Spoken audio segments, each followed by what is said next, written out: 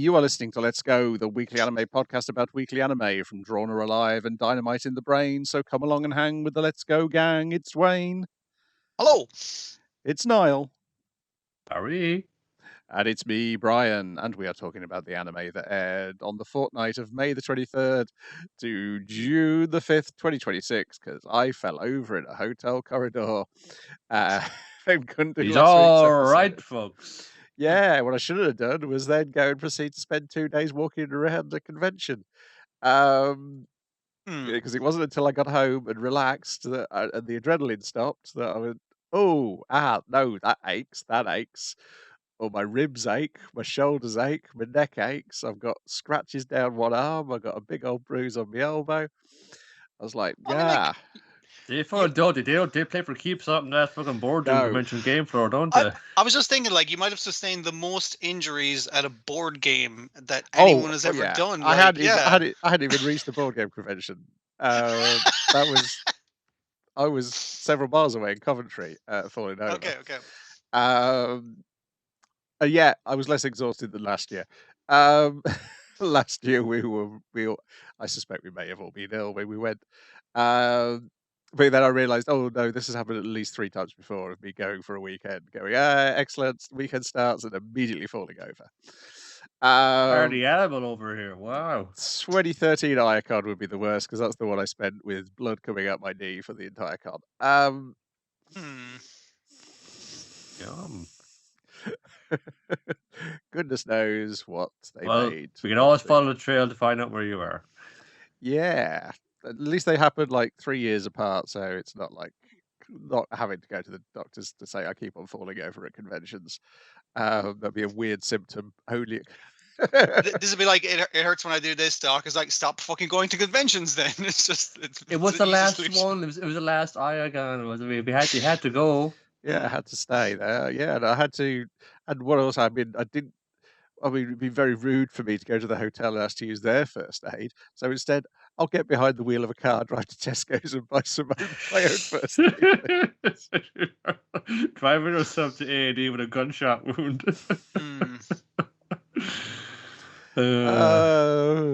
Yeah. Party animal. That is what having a disability and trying to be independent and relying on yourself all the time does to a man. Is you go, I need to deal with this myself, whatever it is. Like, it's like being an action hero, it's pretty badass when you get down to it. Anyway, on to Welcome to Demon School Irumacon, Season 4, Episode 8. Should have had the lesson from Balam of don't get yourself killed, trying to do everything for people, Iruma. Victory Salute is Episode 8, and Victory and Behind Those Eyes in Episode 9. So we opened with they're getting their scores. They got a 6. They got a 6. And they got a 1. Oh no. But why? But why MGCS Sensei? Why would you ever do something like that fun saying, okay, let's lay out my thoughts out here. You're all brilliant enough, especially like you, Elizabeth, when we're standing out as like the diva of the whole thing, like all of you and thinking about there. You brilliant on the horn there when you're fun, capturing attention even while trying to just not be the center of attention. But you little bastard, you little fun. I can tell you're this amateur on the keys, if you've been learning recently, but you kept reminding me of the salad days with Durkala, and we used to be jamming out on a mountain and totally be like romantically composing like songs together, and that freedom, that's recklessness, those carefree days. You keep reminding me of them. That's why I couldn't. Yeah, so it's like the idea that your skill, amateur level, your passion, like the emotion you're pouring through out of it, reminds me of my lost love, and I can't. One. It's one for everyone, and he's lost the audience at this stage. Where they're all like, "Come on, man, don't be a dick." But it's like that's why I just lay all those things out there, because even though you're an amateur player, you're just your passion even reminding me of that. Even though it brings tears to my eyes and wrenching in my heart, I can't deny it's supposed to be getting me. So you get this special note from me, and it's like a little what's that, a clef, and it's like a 6. Yeah. So So we have 6 6s. Cat of a 6. They win. Yeah. Of course they do, because they're the misfit class. They always come through at the A team. You also see that the Fox lady knows that Carolee. Carolee is signed to her agency already, and asks who do you suggest, and we don't hear who she suggests. Savnok, of course, gets hit upon by our very unprofessional judge, and then he carries off. The one with the multiple ears tries to get Person to join the orchestra, the famous orchestra they're from. Yes, and then he carries off Person and Iruma to the roof and tells everyone to follow them, and then blows a single note, which creates a wonderful vision of water and flowers, and promotes everybody. And then, just to cause chaos, he gives Iruma a promotion to Hay rather than Dalit. One higher. Yeah, one higher. And is this the one then? Yeah, we get the party afterwards, and we get the bit where Calico is like praising them. It seems like he's praising them, and then he's actually saying it's all down to me being such a great teacher. The way you performed was amazing. Like, you really came through. You really worked together as a team. I'm an amazing teacher that I managed to get you fucking constitute. Dipshits in the shape to accomplish these things repeatedly, one after the other. I am so good. To the point where I think at the end of the party, that we don't see that bit, but they hear them kind of saying, it's like he had to chase them out. It's like, go home. Like, the after party's over. It's the end of the school day. Like, yeah. And then if a person's mom just like sneaks in his phone and saying, "Whoa, when did she get here?" I've been here the whole time. Your father's on the phone. I want to this outside and just like see how it goes. And it's like, "Well, son, I see you. Well, you really proved me wrong there. You certainly have triumphed in the music festival and done all that. Now that you got it out of your system, I'm sure you're satisfied your curiosity for now." And of course, come back and you're going to drop all this nonsense and lead the family. Isn't any fun? It's like, God, Dad, would you shut the fuck up? He just lays into him then for a minute straight. The reaction of his dad just over the phone, going like, "Huh? What? Oh, just like not able to get word in edgewise is fantastic." Yeah. Yeah. Well, I'm going to show you, but I'm not dropping the music, but I'm also not dropping taking on the family business. So I'm just going to do both, because I've been taught I don't need to pick one or the other. I can be greedy, a demonic virtue, and have it all. Yeah. Be the guy who can have it all. And it ends with another student observing that the misfit class are like, wait a minute, the skull's 13 crowns. Because they were like 1, 2. Wait a minute. Yeah, there's exactly 13 of them, because we didn't know, because we couldn't see one until this season. Individual geniuses at their individual talents. Which I think that plays nicely into what I think is being alluded to in the next episode, because we get Ami is back, and the narrator has to fill us in with okay, you remember this guy from season 1? This is the bad things he did, and how he escaped prison in season 2. When he was just back in the room, I was just like, it's still the same school semester, right? He can't be out of juvie that quick, even in demon juvie. But it reminds you that Iruma kept all this hidden from his friends, so he wouldn't come up at all. Yeah. And I also like as well as fun saying, "Oh, massive fucking victory party for me, accomplished the impossible, again, really great fun thing." And then it's just really just the knife to the gut right here, fun saying, "Oh, he's here to fucking just kill the fucking vibe entirely." But yeah, the narrator kind of going over his thought, Iruma solved all that thing off screen. He said to the guys, "Don't worry, I'll tell you about it later." He never got around to telling them later. So Asmodeus, who's here to pick up something from the what they call the gadget room, the thing they make magical, the magic gadget battler. Yes, that magic gadget. That's it. He's there to pick up some stuff for the party, and he's just like, "Oh, it's my senpai. How's it going?" And it's like, "Wow, you're back. I thought you were ill. I thought you were out for the fucking rest of the semester. That's crazy." And man's just like, "Yeah. I really and you should talk to Iruma now that you're back." He's like, "Oh yeah, I'd love to talk to Iruma." And the narrators remind us, Asmodeus doesn't know any of the bullshit that this evil kid has fucking perpetrated. And with that, he's just like, instant goes in for the fucking kill, like flame sword for the throat. It's like, I know that fucking look in your I don't eyes. understand. So you show me like pictures in a leaflet for and say like World League or so Yeah. things about your evil phase and like people are going too far like this. Stay in school, kids. Don't turn full evil on your evil phase. But I like the setup for the narrator just to go like, Asmodeus doesn't know any of this shit, but he recognizes like, oh, I need to kill this man immediately without any hesitation. Signs of evil overdose in your friends. Hmm. Weird eyes, filled with malice. And don't call a doctor. Just try and stab them in the neck immediately. Yeah. Unfortunately, he can put up a tiny, like I guess A4 size barrier. Yes, enough and to block the thing. somebody's given him something to borrow mana because he doesn't have enough mana, Yeah. does he? That's his thing. And then that Which leads is the narrator again to similar explain to Aruma as well. Like so, the Six yeah. Fingers. And remind you who the Six Fingers are. These are the guys who break him out of prison. And then we see one of them with Toto trying to convince Porro to join their team because they're going to bring Dracula back from the dead, which annoys him because he's like, he's not dead. He's just missing. Like, how fucking dare you say that he's dead? And like, it just like beats the living crap out of this guy. And just like, he's so fucked up that he kind of magically writes out, I misspoke. My apologies. How would you like to get back together with How him? to see them again? See them again. Yeah, that's the way. Because it was just like, shouldn't have suggested that they were dead. Obviously, that's a very that's the thing that upsets you greatly.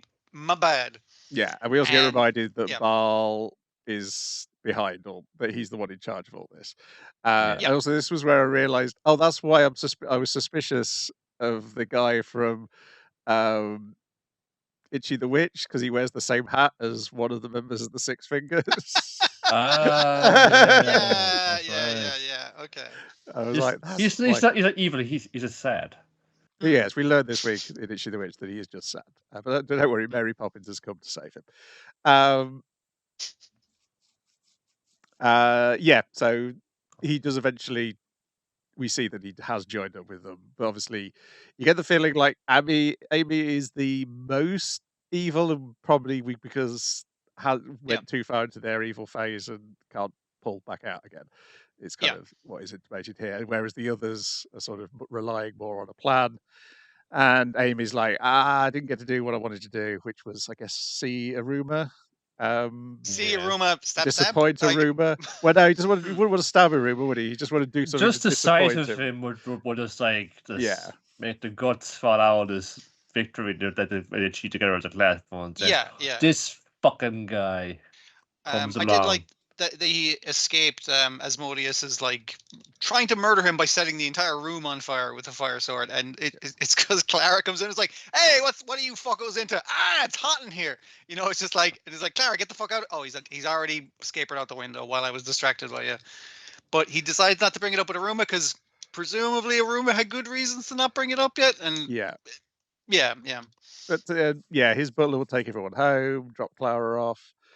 Drop Aruma off. Aruma hangs out with Sullivan and Opera playing video games. I really like the bit where like he expected his grandpa to glom onto him, where and he's just like, no, grandpa's in the music room, and they just play a little bit of like the libraries together. I thought that was a nice moment. Man. And then Alison's back, and he's now as big as Aruma. And he points out that you didn't use me at all during your promotion between ranks. That's why you've not seen me for ages, because I was sleeping. Who brings out a storybook to explain the situation. The little Aruma dream of is like, maybe Alison's gone. Oh man, that's so sad. And then it's like full size one in the bed with him. It's like, yo, what's up? And then they're like, yeah, but it's like, we're not friends, we're not family, but me and you, we need each other to survive. And then Aruma points out, you're not connected to the ring anymore. And he's like, okay, bye. Leaves out the window. I gotta go. I'll be back. Maybe we'll see. You can go up at 100 feet when you get yanked back again. Yeah, you can also still shrink. So we're still good there. But yeah, given that his name is Dracula's name backwards, and that he's getting more power each time he goes up a level, I assume this is resurrecting Dracula in some way. So whatever plan Baal is doing, Aruma is actually doing. And they're coming from like a very similar position of they don't have, like, obviously Aruma has no magic power of his own kind of thing. But having that limited thing, but being able to borrow it off something else, like there's definitely like a synchronicity to their stories, that they're out to achieve the same thing differently. Or Ball is just like he's aware that it can be done, but maybe misrepresenting that what can be done with this to do that. Because I think he's like trying to do it in some way, like, you know, it's not even about the first one, it's about seeing him. Yeah. But seeing him is such a way of fun saying, well, let's hear it from the actual Demon King, and he will validate my worldview. That, but I think Demon's world has gone soft. This apparition of someone from beyond, from wherever like that, he agrees with me. Although, like, based on what the flashbacks we've seen with the Demon King was a fucking weirdo, and therefore the class of weirdos is exactly the right environment for. Yeah, it wasn't like a suggestion like early on that he ran away to Earth as well. So yeah, we'll see where it goes eventually. If he turns out to be Aruma's actual like parent or whatever, like, it's just like, you sold your child into fucking deep sea fishing slavery. That's not cool, man. He was, well, those same parents probably at one point offered their firstborn as a sacrifice to the devil himself. And he would have been the king devil. And then, like, you know, I have problems with, oh no, he's just a little dude. Look at him, he's so earnest, and I can tell he's going to be like a real stand-up dude in the future. I'm not gonna, I know, I'm not gonna work with this client. No way. Then we got a Kanibanashi episode 8, What They Want, and episode 9, Expressionist, in which the organizer panics about what she's going to say about these students. Ooh. Before you booked him. Amber, don't hurt him. I realised between episode 8 and the delay on Netflix, I assume this is the one which is being worked closer to the wire than Witch Hat Italia. Witch Hat Italia feels like it was finished ages ago. And the fact that that's done. They're not doing a simuldub on Netflix, they've got this 5-6 week delay on it. I was like, because the episode 8, there's some rough looking animation in places, I thought, even though it's the first one where we really get the full visualized story. It can kind of cover for a bit because it's Karashi telling a story where all the characters are played by Karashi. It's like, that's pretty good. I did like that visual. It's a sort of silly, so you sort of roll with it, but yeah. You could also make the excuse that these are amateur Rakugo. So they're like, these are people who, like, they're pretty good at what they do, but like they're not like the I can fucking make illusions with my stories kind of level yet. Because all the players in his story look exactly like him. Fire alarm at my Rakugo. That's how deadly it is. Yeah, I didn't have the chance to go back and have a look what it looked like in the comic. I don't remember it looking quite like this, but that could be my memories playing up on me. Yeah, but Witch Hat Italia had a benefit of being like delayed a bit anyway, because I guess they had an extra time to put the extra layer of polish onto them. Because Karashi's character cross of I treat everything as a puzzle to be solved through hard work. I figure out what is the best thing to do in situation rather than so it's hard thinking rather than hard work, isn't it? That's his approach. He's not going to blindly work away at something to find the answer. He will think about it, find the answer first, and then apply his theory to it. So in this case, he wants to modernize Rakugo, because when he joined the Rakugo Club, because he thought it would sound cooler saying, what's your favorite comedy? What's your biggest inspiration in comedy? It would sound cooler to say Rakugo than to say sketch comedy. So that's why he joined the Rakugo Club at university. It'd make you sound like more classy, more traditionalist. It'd be great on the CV, basically. I think he's like, it's probably his future knowledge. He's like what would sound best in an interview for his stand-up career. It's like he's I mean, it touching fits on into his character of him being smart, like, so yeah. yeah, and he's touching on a thread too of like, well, how do you make Rakugo relevant to the modern audience there? Because you kind of he goes to the tough one. Do you think all like fun saying that no one knows how long a shaku is, or fun how long a fucking or how much rice is in a koku? It's like, oh god, you got to like try and like meet the audience where they are so that they can get it. Because if they don't get it, how are you going to draw them into the story? Yeah, so he's designed a version of a traditional story, modernized specifically to appeal to the student audience who are coming to this cup. Yeah, and it's one we've seen before as well. It's the doctor who doesn't know a term, so he asks his student to get the information. And this is reversed it around where it's like a professor or someone doing a thesis in university not understanding a specific technical term, and therefore getting like their researchers to go out and do it, so they can talk to their professor about and also making it poop jokes, because we can make a poop joke out of BM. That's nice. That feels like he's like, oh, I want to like be again and a bad boy of Rakugo. I want to like do a little bit of person. I was a guy who worked in a shit joke into a Rakugo show, in front of Ishu Arakawa. Yeah, that was me. So when instead of confronting the guy and saying, "It's like, yeah, I got a what was it? I got a wardrobe full of carved foxes," which is just a weird thing to say in the original story. It's going up to your professor, going like, "Yeah, I got a jar full of BMs, like bowel movements, right here." It's just like, no, we are at lunch, sir. This is not appropriate. Oh, I've been saving them up though. It's just like, okay, he's gotten the wrong fucking idea. It's good. It's a good, funny story. Good, yes. But he gets a bit of criticism for it, a little bit. But of course, this is positive. Yeah, because this is the guy who's the third judge, who seems to be the guy who's organising it. He's asking Iken, which I think we've first place we properly hear him talk. Iken, and Sanji. It's like Hiroaki Hirata is like continuing on his track of being these like I suppose Sanji's nearly aged into it by now, but being like he's like sort of kind of shady looking or feeling, burnt out kind of dudes, but charismatic with it. It's it works well for that character. And he's and of course Isho. It's like he's.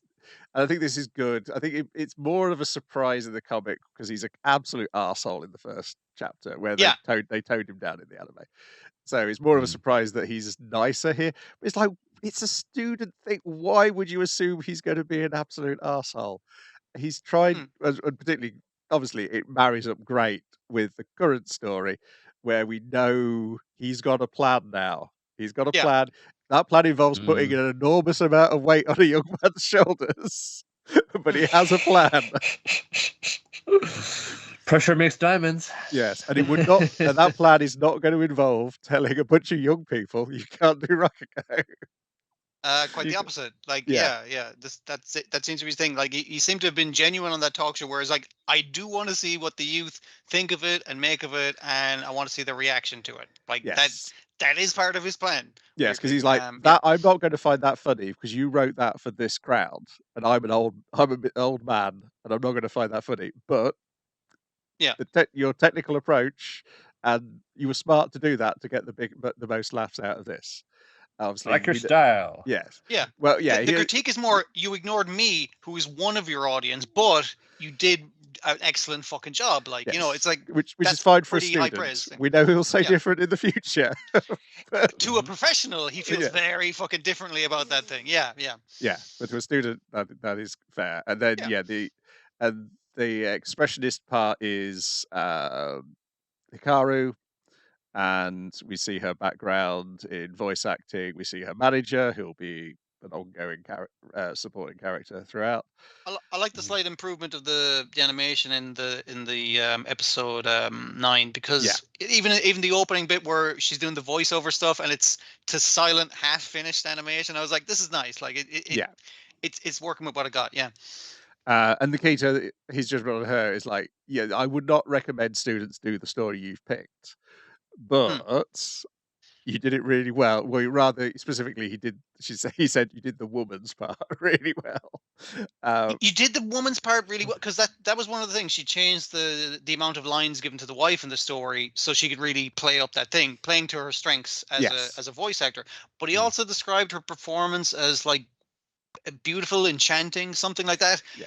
Which was one of the things she wanted to get into Rakugo for, because she's like, oh, everyone, all the people jealous of her, are kind of like, she only gets all the good roles because she's good looking as well. So, you know, it's great to have her on the magazine or on the talk show kind of thing. She's like, I don't want to be appreciated just for my looks. I want to be appreciated for the amount of work and talent that I put in, which is what her manager has seen in the background. But he's literally complimenting like the exterior kind of ness of her performance and stuff. And I was just like, yeah, so she hasn't entirely gotten out of the thing she was actually trying to get out of The Rakugo. voice Yeah. actor, and about like some people in the crowd, specifically because we want to get to hear our fave voice actor do Rakugo. So Yeah. the Robert Akov primed and ready for it. So no matter what she does, they'll lead it up. But is it Rakugo? I mean, like, she did win over the audience because it was a bit of a hostile audience. Some people were just like, "No, it's just some voice actor coming in." It's like, "Oh, Slim Pickens this year," and some people are going like, "Oh, a boyfriend going like, wow, hot lady," and the girlfriend going like, "What the fuck, man?" So, but she did win over most of the audience, so it's a good performance. And of course, there's also I was going to say some foreshadowing of Ikon. We get a shot of Ikon looking over her application form as well to get he gets her details. Yeah, and Koguma and the teacher are concerned. Oh, did she pick that story specifically because she knows about Akane's dad getting expelled when he told that same story in his promotion? She found that trying to like mess with her head, so they kind of rush backstage in front of the jam. He's going off her game phone and saying, "Yo, what's up?" It's like, "You all right?" Phone saying, "Yeah, of course, I wanted to be. I mean, I'm ready to go." Like. She's not. She kind of Koguma phone saying, "Oh, this is my like fun."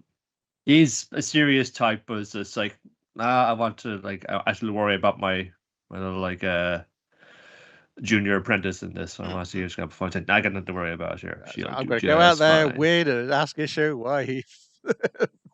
Yeah, because she knows what she's after. The thing that convinces him that she'll be okay is like, I actually went to see Isho's like Rakugo, and it's like, yep, kick my dad out. I'm still pissed about that. I'm gonna fucking find out why. Well, he's a good Rakugo artist. He is good. He does have the fucking skills to pay the bills. He wasn't just like blowing smoke or anything. It's I do want this man's fucking opinion of why the fuck he kicked my dad out. I did like as well that they have to sneak backstage and say, "I'm her teacher, and this is her fellow student." And man's just like, "I'm not even that fucking young. What the fuck?" He's just so youthful looking. He might be older than the teacher. Yeah, that's true actually. Yeah, and then we get to see her start of her performance, and they're like, initially they're like, "Oh, it's gonna." Everyone's kind of a bit restless, but she changes her performance because obviously she's doing the same thing again. But this time it's not rapid. She's just relaxing everybody. And initially they're thinking it's just like, she doesn't have the same energy going into this one, but they're going to turn to the audience and like, oh, they're all fucking vibing with it. They're all just because they've been primed in so much that they're like, all right, the competition is obviously between the last two performers, right? Oh yeah, the ones we had the highest cheers and the highest reaction, and so they're just like we're not in the mood to get into something. But as your one points out, is like, this is like when you put on like a podcast or like an anime or something while you're working, and just like, it's just chill, man. It's a great atmosphere. And turn on the radio while you're folding the laundry. Yeah, exactly. She's adjusted her performance to the audience's needs, which is exactly what the fuck you need to do. Yeah. Yeah. Because the other two, one's is just his material to the audience, and the other one is pushing herself. Yeah. Whereas she's doing the things which we will see is definitely where you're coming from when you start your career at Rakugo, because we know where she is in the manga. It makes a nice balance because obviously she's doing something on a completely different level currently in the comic. Yeah. This is a kind of interesting, kind of pleasing loop of okay, the Rakugo story is going one way of one thing. But actually, here's like the hit. Here's how they kind of change and turn around in them. Because it's always is a competitive atmosphere, and we'll see these rivalries go up again and again. We'll see even Karoshi and Hikaru. That's like, oh gosh, trying to involve my Rakugo as well, and seeing how their techniques come onto it, and that's when it feels like, now this is why it's in Shonen Jump, because it has this like that's what it's about, an art form, but there's a competitive like rivalry going on all the while and drives in all this. It's a battle manga where they show the character do one move, and that move is to tell a story. It's just like, yeah. Rakugo was weak. I've been in Rakugo since I was a child. Yeah, unfortunately, I don't think we'll get to the Hunter x Hunter bit this season. I think that'll be the start of next season.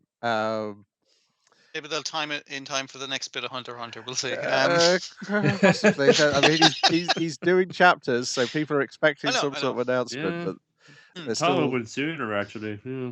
I'll take your time, man. Don't hurt your back more. But I don't know what you drop at the moment. Because even the thing at the bottom of the talk did fairly okay in the first volume sale.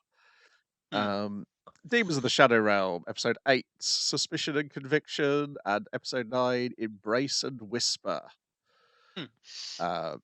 In which, we have our breakfast. Once the room is sorted by the oldest son, we learn they are brothers from different mothers. Your man who seems like the oldest son is the youngest son. Yes. He's just had a hard fucking life. That's very funny. It's hard, tough being a manga artist, and that's why his power is manga basic. It's like redraw anything back into reality as much as he can remember. Anyway, but he's a perfectionist. He's just like, I bet the fucking wood grain here is all wrong. It's just like, they wouldn't have that level of. Oh God! I love the bit later where it's framing him as the. That's the next episode where it's like, who is their inside man? And he's like, yes, I don't need to hire any more underlings. And it's like, well, it all went to plan then. And it's like, you got the chapter in time, and you had all your assistant artists got sick at the same time. It's like, yeah, no, fuck it. Whew, that was a close one. It frames it as that, but instantly goes like, no.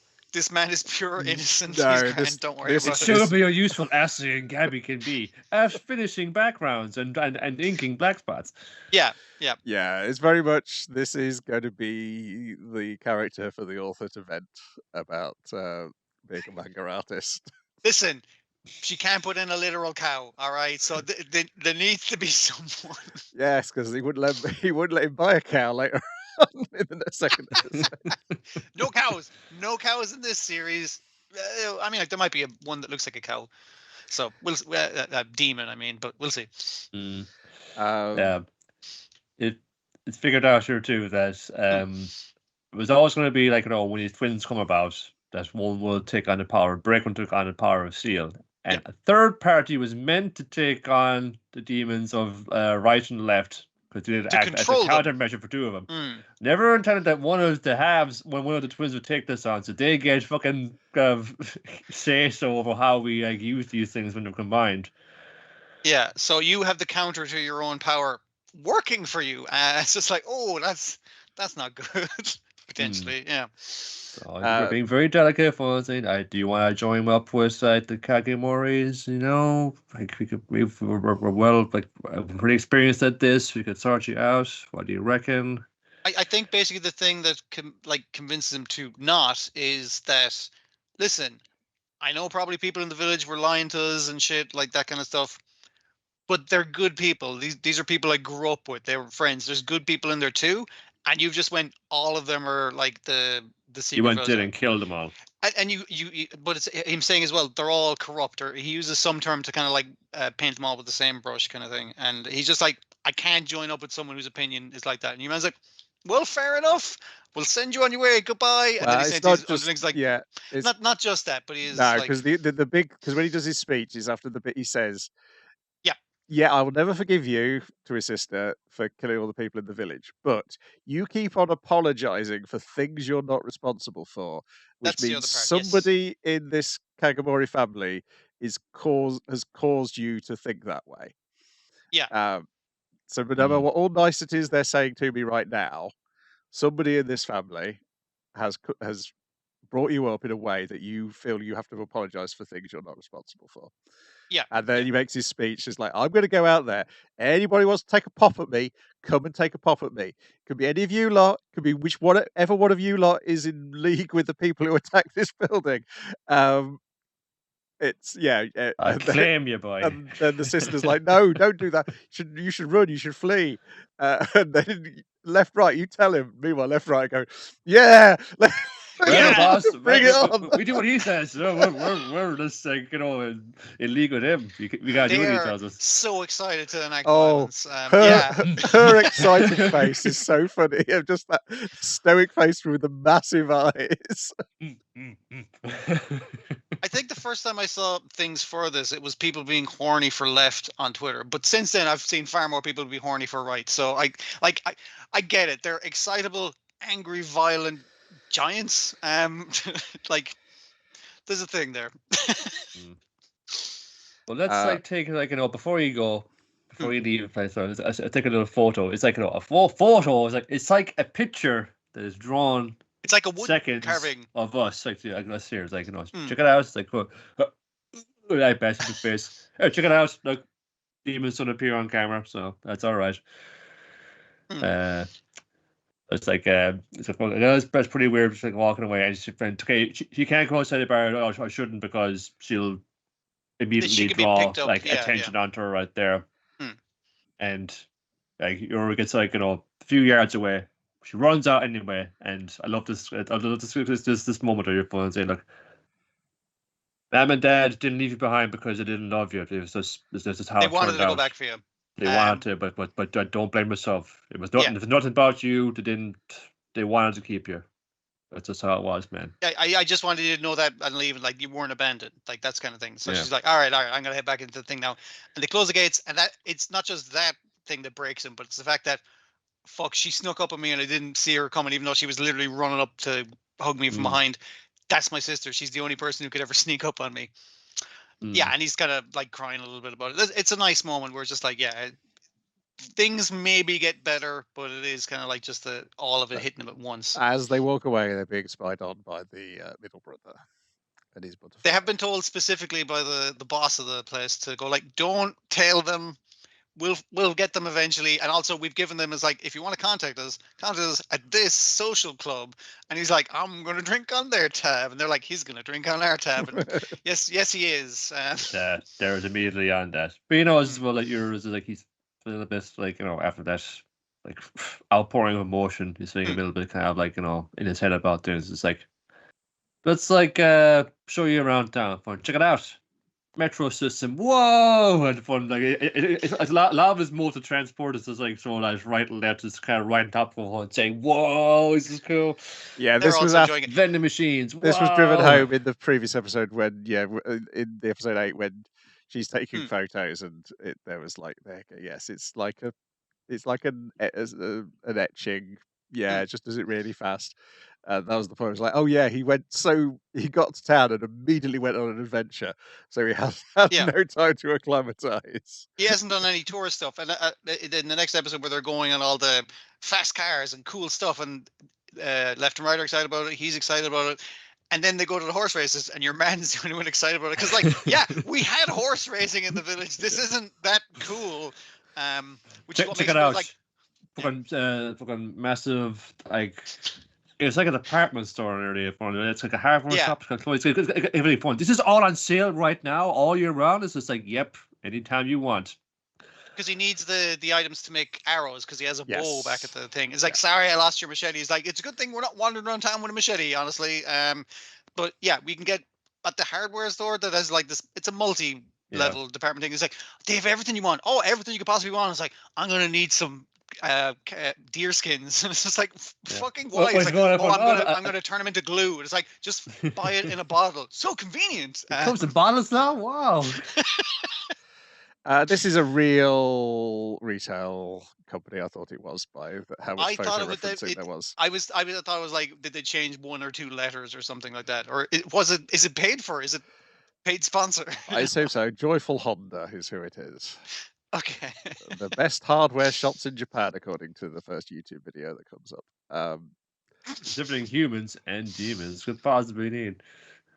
So we also learned that if you haven't been getting enough sleep, that you can see demons because you want me at the checkout going like, bamboo stick, and those two giant muscly people. It's like, boss, I'm hallucinating. I need to go home. And he's like, get back to work, Robbie. Get back on the till. Because every now and again they're wandering through town. You get one person going like, what the fuck? And it's just it's the thing of, I guess, you see two giant muscly people dressed as Jinn, and you're just like, I don't have time for this kind of thing. I'm just gonna go on with my day. I gotta go home to bed. I might post about it later, but Yeah. online, but I'm not going to do anything else about it, basically, which is a nice thing of that. Yeah. Yes. most While people they're aren't gonna shopping do for anything about it. clothes, this triggers a memory, and he goes, "Oh yeah, I prefer loincloths. Do you sell loincloths? No, okay." And he goes like, "Oh yeah, every so often when I was hunting in the mountains, I'd be attacked by bandits. And one time, I found one of the bandits wearing these underpants. And also, it's weird. I realised now that those bandits hadn't got dirt on their hands, so they can't have been from the village. They kind of been living in the mountains, that kind of thing. Yes, Yeah. but they must have, and then they put two together. Okay, so it must have been people from the village, from outside the village, because you have to have the knowledge to get through the barrier. Yeah. So they were trying to deliberately kill you to unlock. So somebody from the village, probably the head of the village, was getting people to come in and attack you, to kill you, so you'll unlock Seal. And Or at the so- very least, someone in the village was telling these yeah, or mercenaries how to get because past the because barrier. we in the previous episode we got the discussion of there's extremists on both sides. Yeah, and yeah. neither of our two sides want anything to do with the extremists. They'd rather, except the brother does say, "No, I think we should use the power responsibly to control the planet." Yes, we should like have it. That's definitely a Yeah, democratic alliance, and not just like Yes. one family or family head calling the shots. yeah, because the old man's like, "No, we want to wipe the village out because we don't want any more of these twins being produced." And the little brother goes, "No, I don't want the village wiped out because I want these twins to continue to be produced.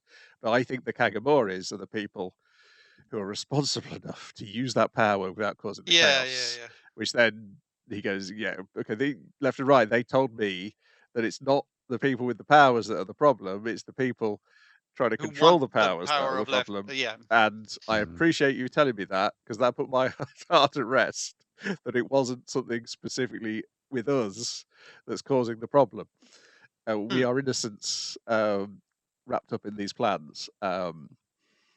Then they try and use the photo that she took to try and track down Tadera, but she has removed him from the photo. Yeah, because he she's was literally suing like, her. let me just fucking AI edit this cunt out of the picture of my brother looking confused at a phone.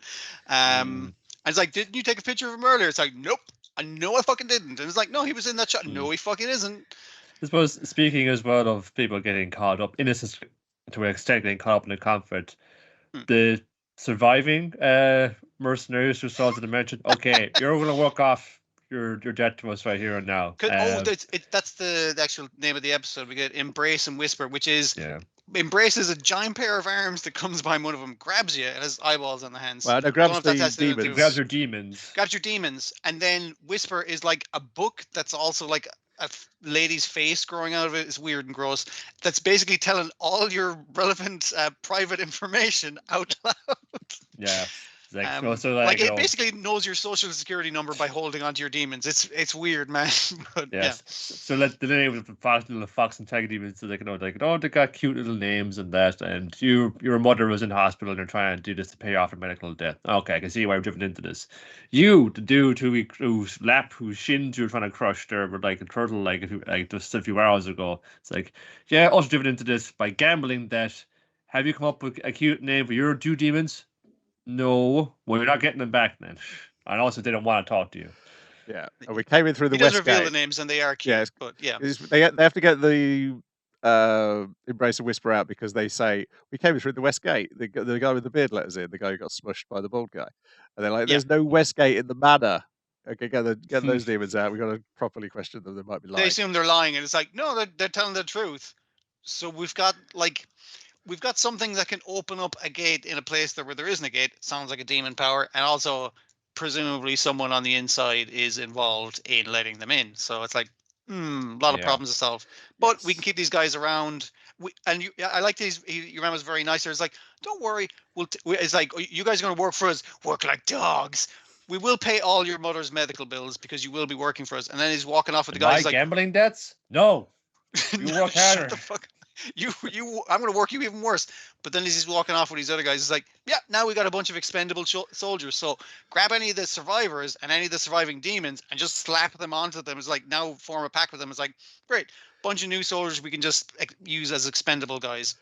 Yeah, but they Win-win for us. were going to use the Embrace and Whisper on the other guys who we didn't see, and it was like, if you find any of them who know who did this, then kill them and kill the person who did this. Yeah. Everyone involved with them. Kill the families. Kill the dog. Yeah, just all the way down. Presumably, it's something to do with that guy with the swords who stuck away when he decided it wasn't going to go very well if he joined for his blood. Yeah, the other guy, our main guys are being followed by people. They notice at the store.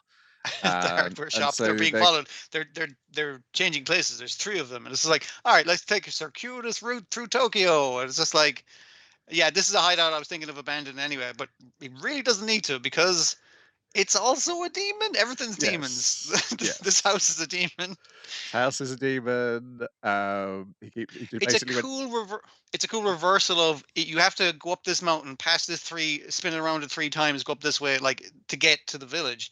It's like, if you take this really circuitous route, you've basically drawn a way to get to this house that is in the middle of fucking nowhere. Like, I assume it's like in the middle of like bumfuck nowhere in Hokkaido or something like that. It seems to be like in the middle of an empty fucking field for the most part.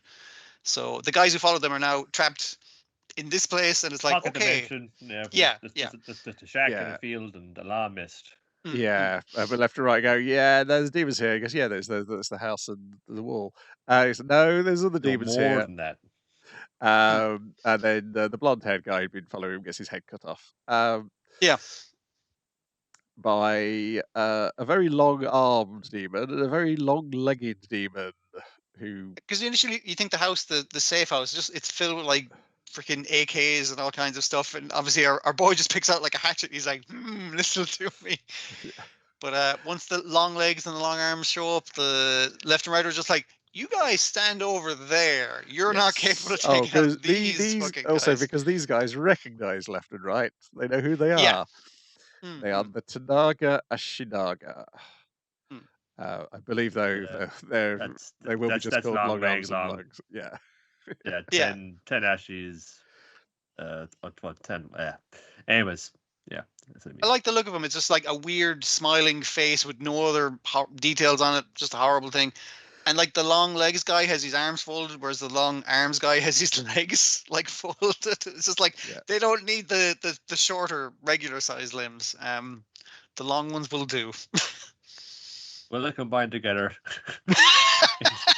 in the middle at some point. Who knows? Oh, I guess we'll get a full-on demon versus demon fight next week.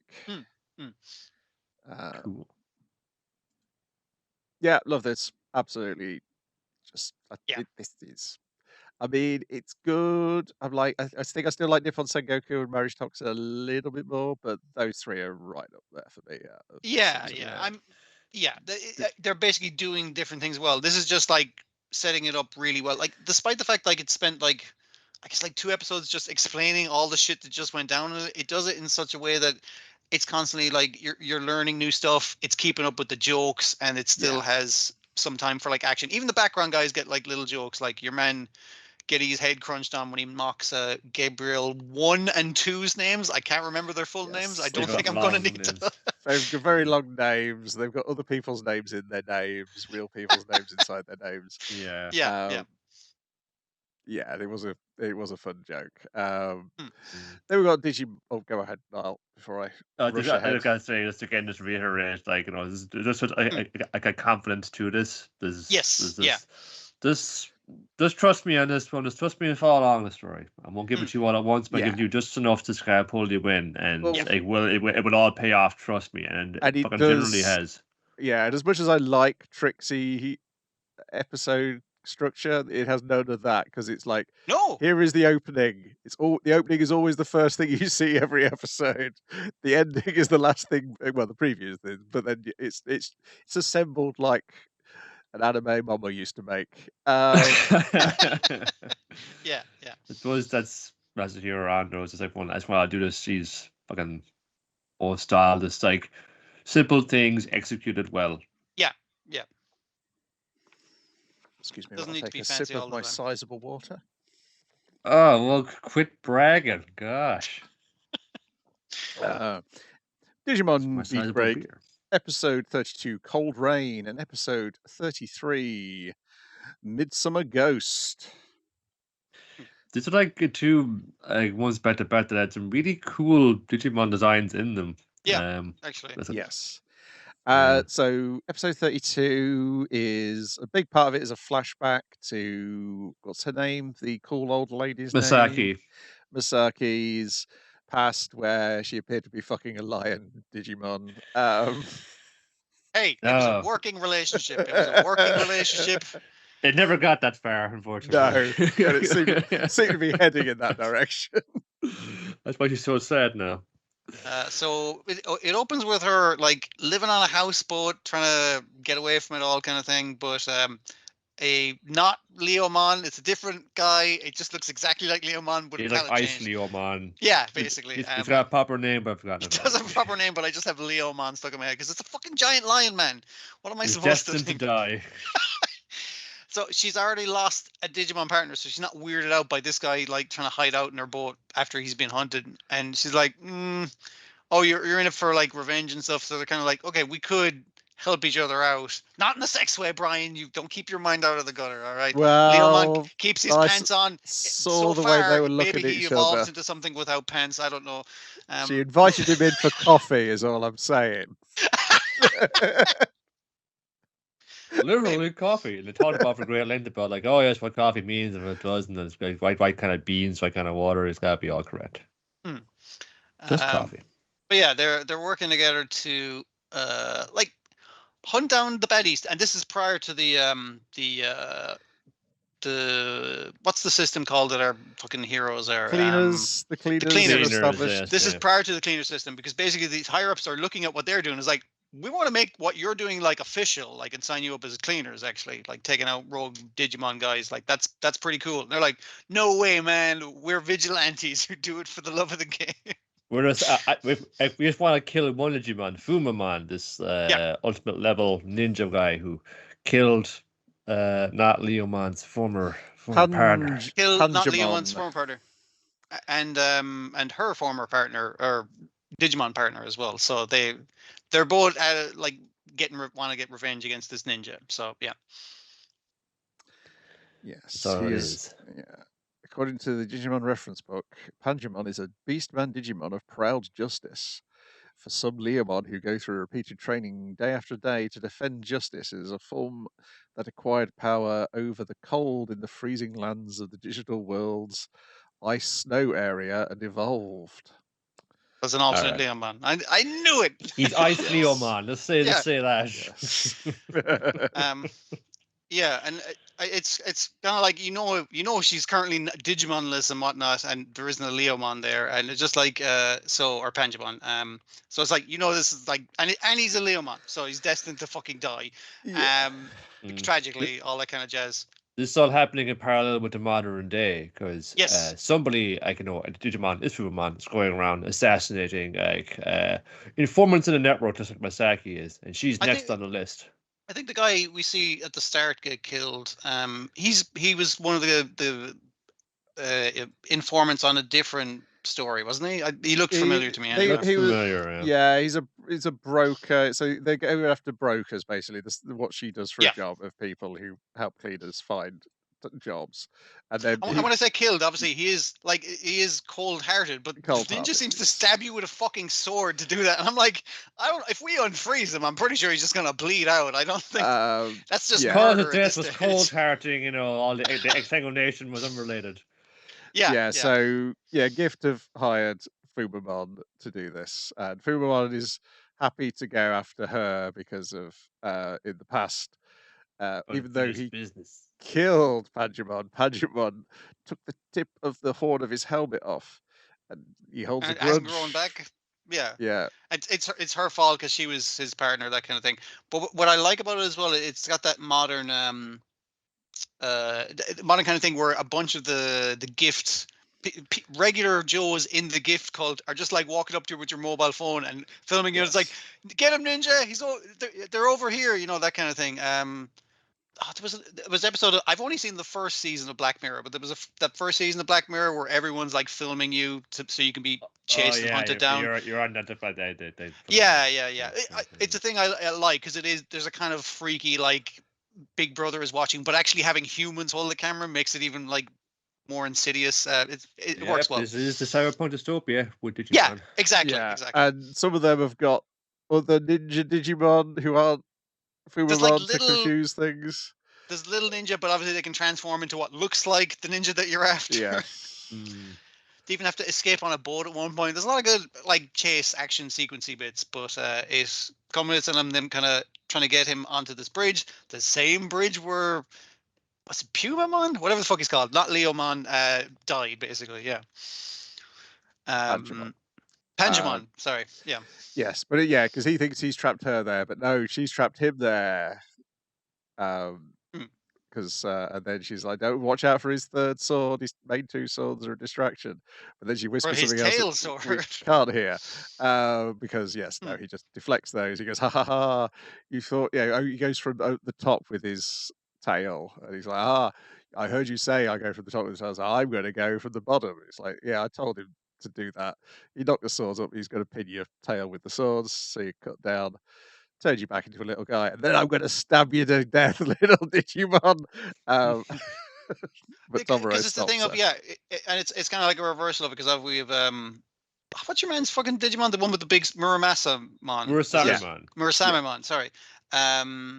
Where it's just like it's another big muscly cat fucking thing fighting the guys. It's like, but this time they have a plan. But she's just got a fucking knife and she's just gonna fucking stab this fucking thing, which is great. Yeah, now you're a tiny defenseless baby. I'm gonna stab you to death. And Tomura's like, please do not do this. I don't know why I stopped you, but I felt like I had to stop you. Because obviously reflecting his murderous intent earlier in the series. She's in the kind of position that he was now of vengeance, and it's just like, no, we're moving past that. We're going to rehabilitate these baby Digimon, and hopefully they'll evolve into something a little less of an asshole. That's the plan. Yes, because presumably whatever his original owner was an absolute arsehole to create a Digimon that behaves like this. I know very little about Digimon, but I know they do turn out shit if you raise them badly. Like if you don't clean up their literal shit, they turn into one of those shit Digimon. Like the literal shit Digimon. You know what I mean? But you're a cool ninja. Was raised to be the ultimate killer. That's supposed to be the in case you're wondering, yes, that one girl from the crowds is the leader of Gifts. It's like they're even better about waiting around, like having fun because the mask off. The real surprise is what her Digimon is. Wait, is that revealed or it is revealed at the end of this one? Yeah, it's Mephismon. I think I forgot. Oh, okay. Yeah. She's got a giant goat demon with her. Oh yes, it's coming back to me now. Like, that I saw like such heck imagery in one of these cartoons this week. So they're the good guys because you've got the goat man who does this on a fucking Baphomet. Yeah, exactly. Baphomet. Yeah. Yep. So there we go. It's probably the Digimon doing it, not her. But she's convinced, despite all evidence that we've seen. It's because he didn't want to. He wasn't going to let her murder a Digimon. That's why she's like, Tomura will join us. He'll come to us. Oh, he's more in favor of Digimon than people. Absolutely, he's like, no. You can see Digimon in a real master race here. Yeah, he's on our side. We'll see how well that goes for you, lady. Then we've got episode. Okay, crazy. Midsummer Ghost. Talking of crazy, Raito is back, and he's still got a massive chip on his shoulder, but not as big a chip as Team 1 of Tactics, who have returned to exact their revenge for being demoted. Initially, I was thinking demoted, and I was like, oh, because it's they literally have like the 7s on their jackets. Like 7 is the highest ranking, 1 is the lowest ranking. Yeah, okay. It's Also, you've all been disbanded now, so well, it doesn't even matter. yeah, But because while he's back, the other 2 members of Team 7 are running the summer Okonomiyaki Shack. Okonomiyaki Shack for her mom's restaurant, and obviously has the other member in to help out. It's mostly Digimon in the kitchen though, so they're doing the majority of the work. Yeah, a couple approaches like, please give like another 30 okonomiyaki for like a party we're throwing. I can put a rush on that. It's just like, okay, that's weird. Yeah, I mean, you're gonna have to give us a bit to make all that, man. It's like, no Okay, problem. cool, If you could alright. just bring it to our card, it's Back like, in the yeah, van okay. there. Yes, come to our Yeah, right in isolated the back. van. This ice. It's so weird to me that the Digimon is like, wow, this beach is great. And it's like there's a really beautiful like horseshoe bay next to another beautiful horseshoe bay, and I was like, some of the tourists need to go over to this other beach because like this one's packed and this one's empty, which is why the Digimon are allowed to frolic in the water. There's basically. also an abandoned town that presumably gets like wrecked by like like the immediate right of that. It's like coastal erosion, or just all the tourism dried up and it immediately fell to rack and ruin. I don't know, man. There's like 3 beautiful beaches right beside each other. I feel like this is a prima spot. I don't know. Yeah, but yeah, those 2 guys turned out to be part of Team 1, and they kidnap as bait. They're going to be bait to lure. They kidnapped the other 2 members of Team 7 because they really want to get Hotaruko. Yeah. We'll use them to catch the guy who's been fucking with us the whole time, Raito. And he's like, come on, Raito, me and the like everyone else is knocked out by crazy knockout juice except for Tomoro, because Gekomon has drank his drink, obviously. Like he drank the drugs for him, and it only affects people, not Digimon. But he's like, come on, Raito, we gotta go save him. And he's like, I'm not fucking doing that. That's a trap. And he's like, what? Fuck you then. Me and the other Digimon are gonna go save your fucking friends. You do whatever the fuck you want. Yeah, immediately get fucked up by superior tactics. Yes. All of their guys are evolved. Sniper all in of the their bell guys. Tower. Okay, so they got like an evolved one of the. It's like Ultra Commando. It's Supreme High Commando. Commandermon. High Commandermon. So it's a stealth bigger dinosaur. They got a Sam Fisherman. It's like a super speed Sam Fisherman. Like that's the weirdest part. Yeah, that's the guy who put the Mickey in their drinks basically to knock them out very quickly. And they got a sniper on the hill. They got Vultureman up there. And he's enhancing the bullets with E-Pulse. Is it just a regular gun? Like that's the thing I keep thinking, because like all the commander was like, that's just an M16. Like that's just a gun.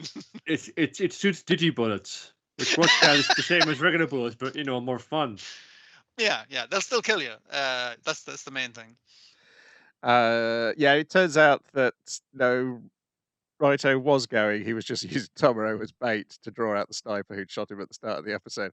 Do you know that the other thing is the other thing I really loved in this episode was there's like, all right, Gekomon, we're gonna digivolve so they can't shoot through your armor as Armalizamon, whatever it's called. And it's just like, I'll throw up the egg, and they're like, yoink, and it's like, what? That's the pre-animated thing. You can't just yoink the egg out of the air. It's like, yes, we can. That's the thing. We can interrupt your transformation sequence. No, I love it when things do that. Yeah, I mean, it is Toei. They do that around about this point in most of their Super Sentai things. It's nice to see, though. It's always nice to see that, because someone will go like, why don't they interrupt them? And then they do, and it's like, yes, it's satisfying. Heretic, blasphemer.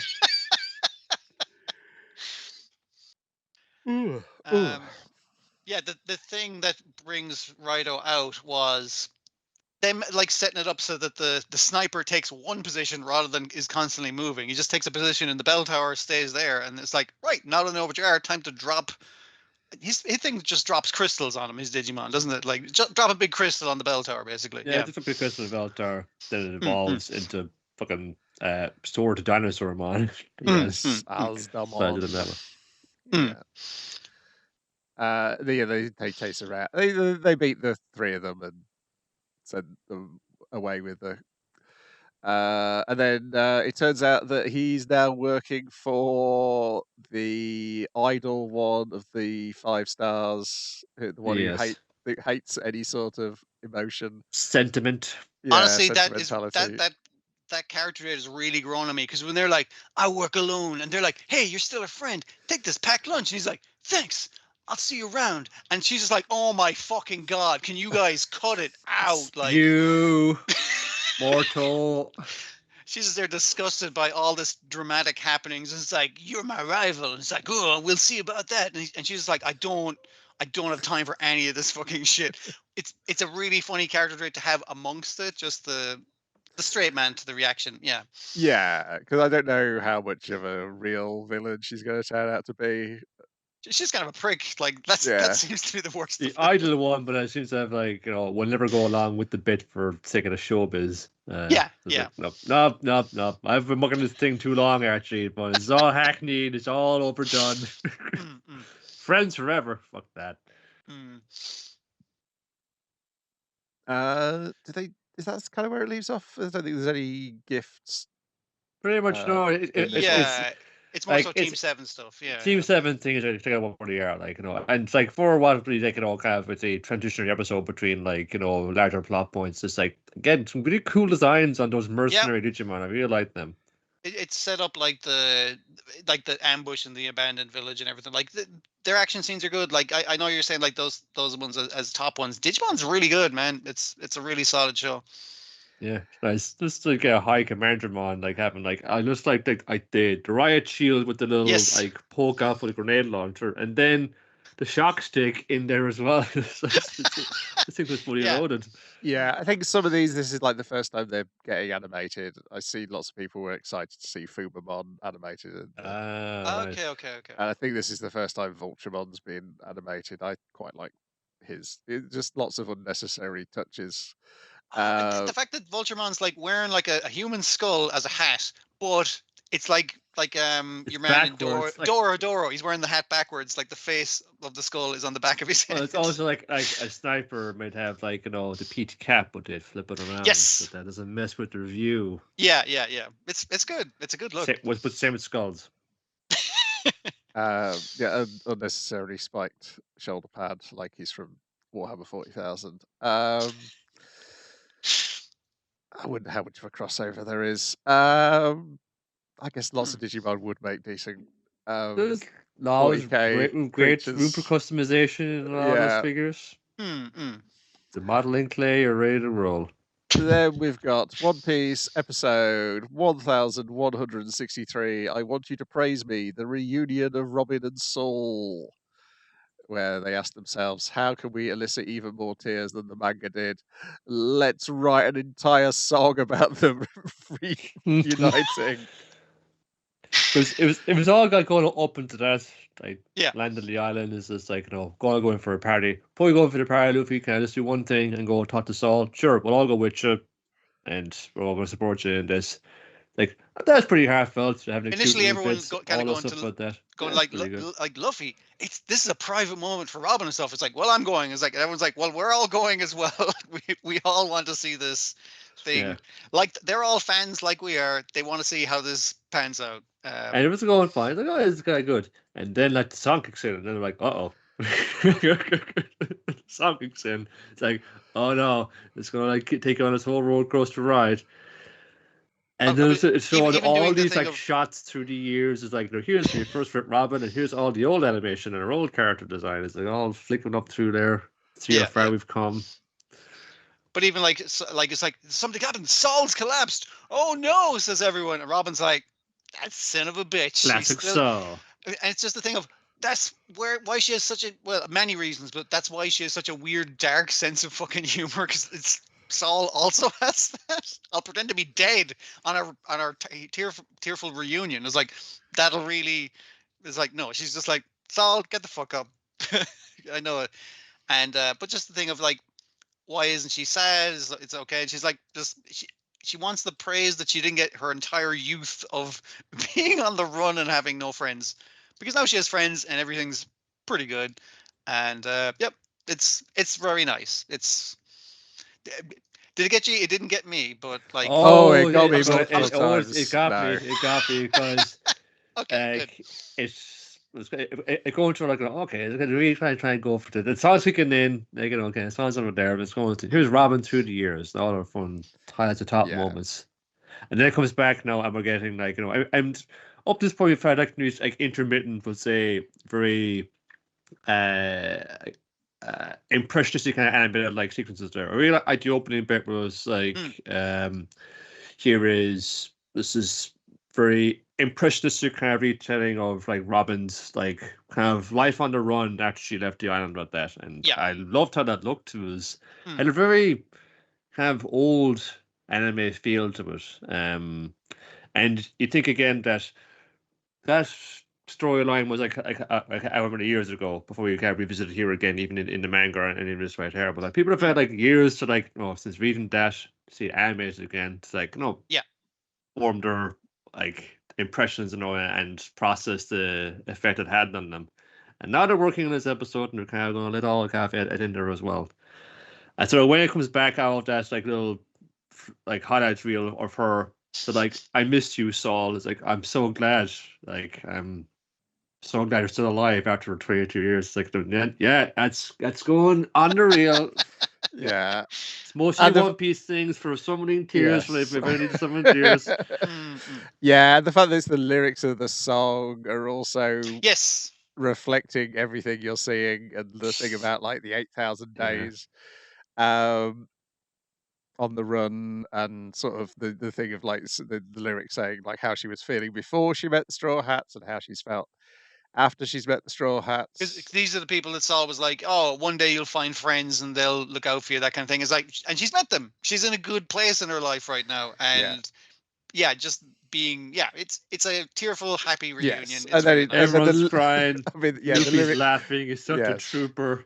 Zoro and Jinbei, you're never going to know. Well, you're never going to know. We've got our heads to the other side of the camera in front of them to see them crying as well. But no, I feel like we're going to get Zoro crying one day, because given that somebody currently in the comic is getting a second flashback, that's going to end in tears. Double flashbacks. It's like well, Sanji had double flashbacks already, so that's true as well.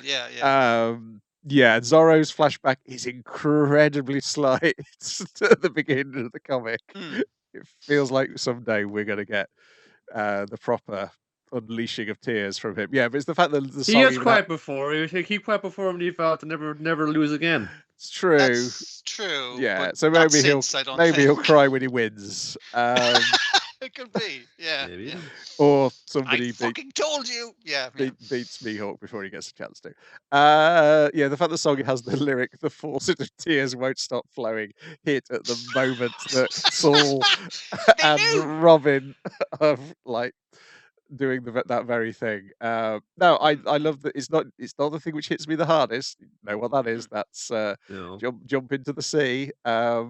That will that's the bit which gets me every single time, be it manga, anime, video game, just thinking about it. I suppose it's like most recent, it feels so much better. So I think like Happy Birthday Bonnie, for that was like this like layered 3-stage rocket of knocking me on my arse. And it was recent to the comic as well, so the wound was still fresh. Actually, that's another thing. Like just Robin, just side eyeing for a second, noticing that Saul has a peg leg, and like kind of touching one of his scars, like, does it hurt? Kind of thing. It's just like, because she hasn't seen him since he got completely fucked up. He was killed by a guy who seems to do a very poor job of killing people. With his, it's almost like he's not really a bad guy. He's stayed alive too. Like he didn't give up either. You gotta stay alive too, Robin. Even when you're about to jump off a cliff, you gotta stay alive, kids. I'm curious to see when we get to that. It won't be a while for the live action to get to Robin's backstory the first time around, because I was enjoying that in the live action, like seeing what made people cry in the last season, which was Laboon and Chopper, obviously.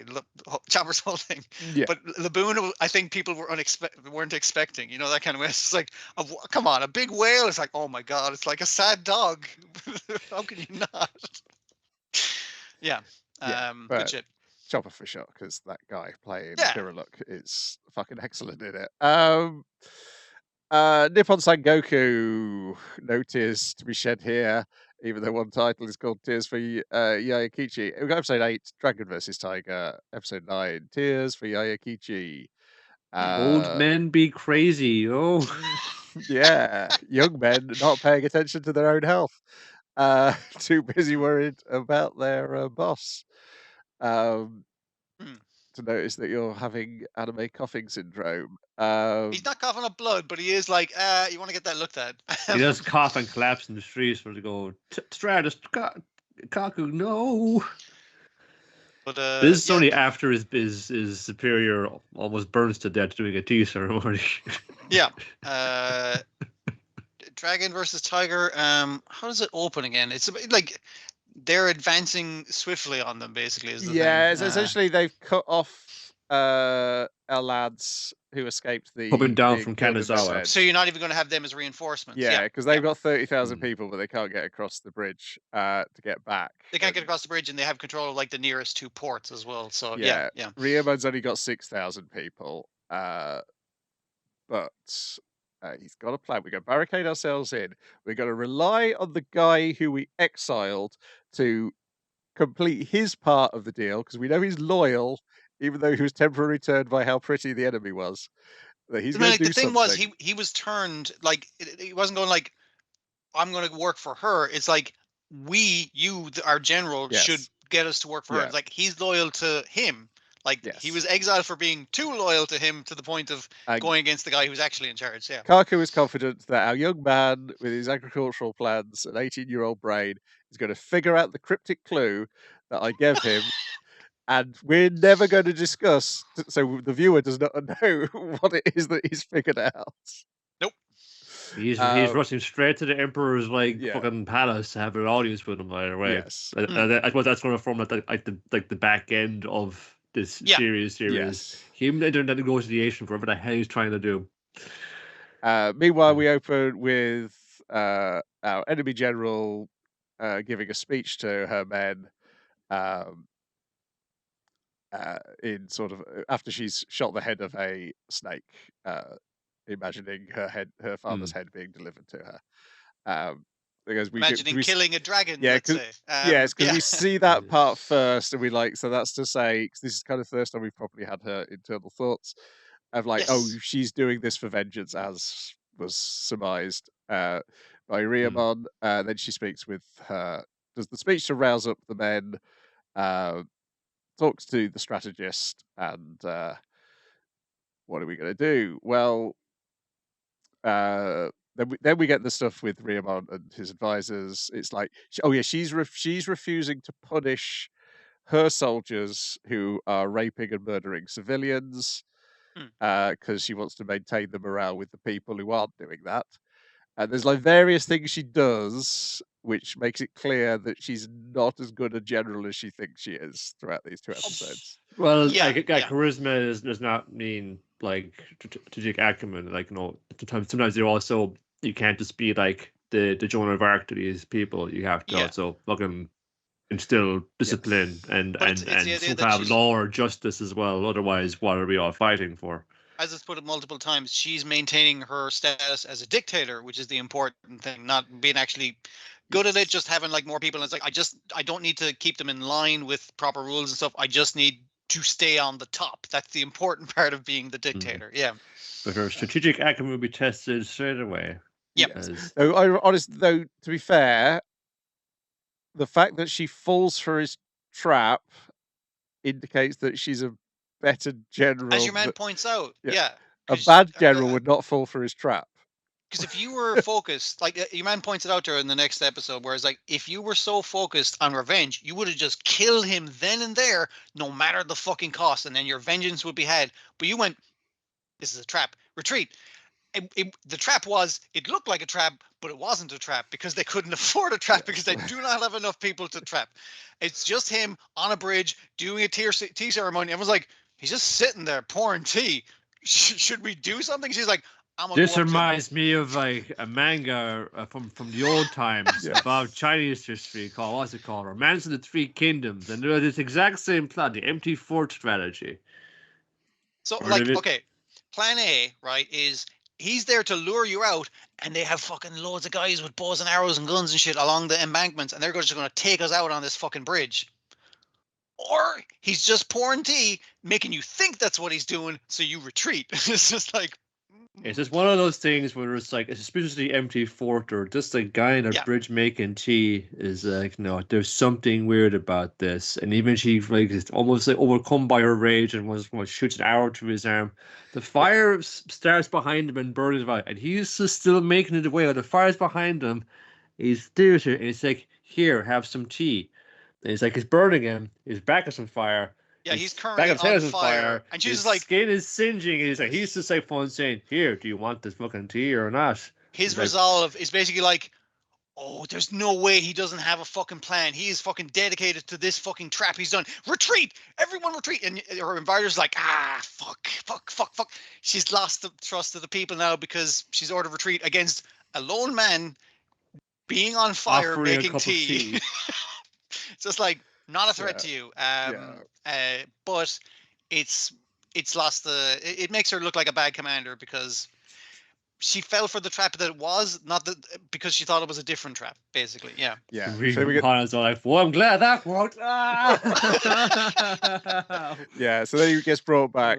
Uh, He tells Cuckoo that he's fine, and then he collapses. And then the bulk of the episode is the Sei strategist trying to figure out how to get our dictator back into position, and he will achieve this by writing a letter and then doing a performative coup that he will take Here responsibility was my for. evil plan. And he's like, all right, get me a bunch of dudes. And he's like, men, we march on the Supreme Commander's tent. Kills one guy and goes like, I got caught. What can you do? Oh, Fuck but it. it's so good when explain that you get the brief explanation that he's mixing truth and fact in the letter, and Yeah. then at the end when you get the narrator explaining what the truth is, and you go, "Oh, the things I thought were lies. Some of those things I thought were lies were actually true. He did poison all her older brothers to make sure she was the heir." yeah. Yeah. So it's the thing of maybe at some stage he was setting her up to be a dictator that he could easily wrest power from, but he then went, you are the leader that we fucking need. Yeah, I don't think I'm he- going to There's support you. also this Maybe. there's this genuinely fatherly affection for her because he has his nickname Yes. Tora Chan for her, and he just used that. He used addressed that her to by signal Tora his Chan real when he's being feelings. Yeah. real with her. 'Cause Even when- when he's on the cross, he's just gonna pierce his Yes. side with the lance. Because when he's brought up to her at first, he's just like, she's like, this is just part of the plan that you said you were going to do to get the men back on my side, right? And he's like, I don't know what the fuck you're talking about. I'm an evil bastard, and my plan didn't come to fruition. I Yes. guess you're going to have Oh, to crucify me. and the sons, you the know. one son having to tell the other son to shut up. You're going to Shut ruin the fuck his up. dad's But plan. he told his son, so like no matter what happens, just like stick go to with it. That like Yeah. fun, I'm a traitor. I deserve to be hanged. But go with it. Because Don't go soft when on he- me, boys. when he initially says it basically to the boys, to his sons, they're basically like, he's like, I'm just going to step down. It's not like I'm dying or anything. I'm just getting fired from my job as the military strategist. He's like, now to enact my fake coup. Probably fake coup because it was really badly enacted. But like, yeah, it seems like at some stage in this Yeah, long thing, yeah, he I was think- planning a real coup. Well, no, I So- think from the narrator, he wasn't. The narrator no, but like makes it- him poisoning the brothers and stuff. Maybe that was to elevate her because That's he, different. he- It's not a yeah, coup. yeah. yeah, the narrator explains that he's been Yeah. indoctrinated from birth into hating Yamato because that's what the country he's come from has done. And then when he met her father and his westward expedition theory of we could go into Yamato, solve our food problems, we've already portrayed them as beneath us, and he became a diplomat to get the other country on side, a non-aggression pact, pretending that Yamato was a threat to both of them, so we must have a non-aggression pact, even though what they were planning is aggressively going into Yamato instead. Yes, I don't think he was ever planning on taking power from her. He just saw that she was the best way to continue her father's plan that he thought was great, and him sacrificing himself is to continue that.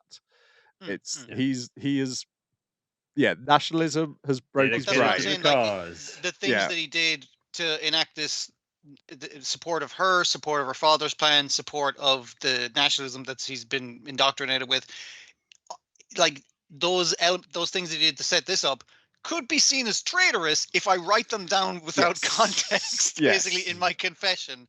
Like that's what I mean. Like it comes across as like, Yeah. oh yeah, no, he Yeah, definitely did that for that reason. It's like, Note that's to why- self, what's a coup yeah. like?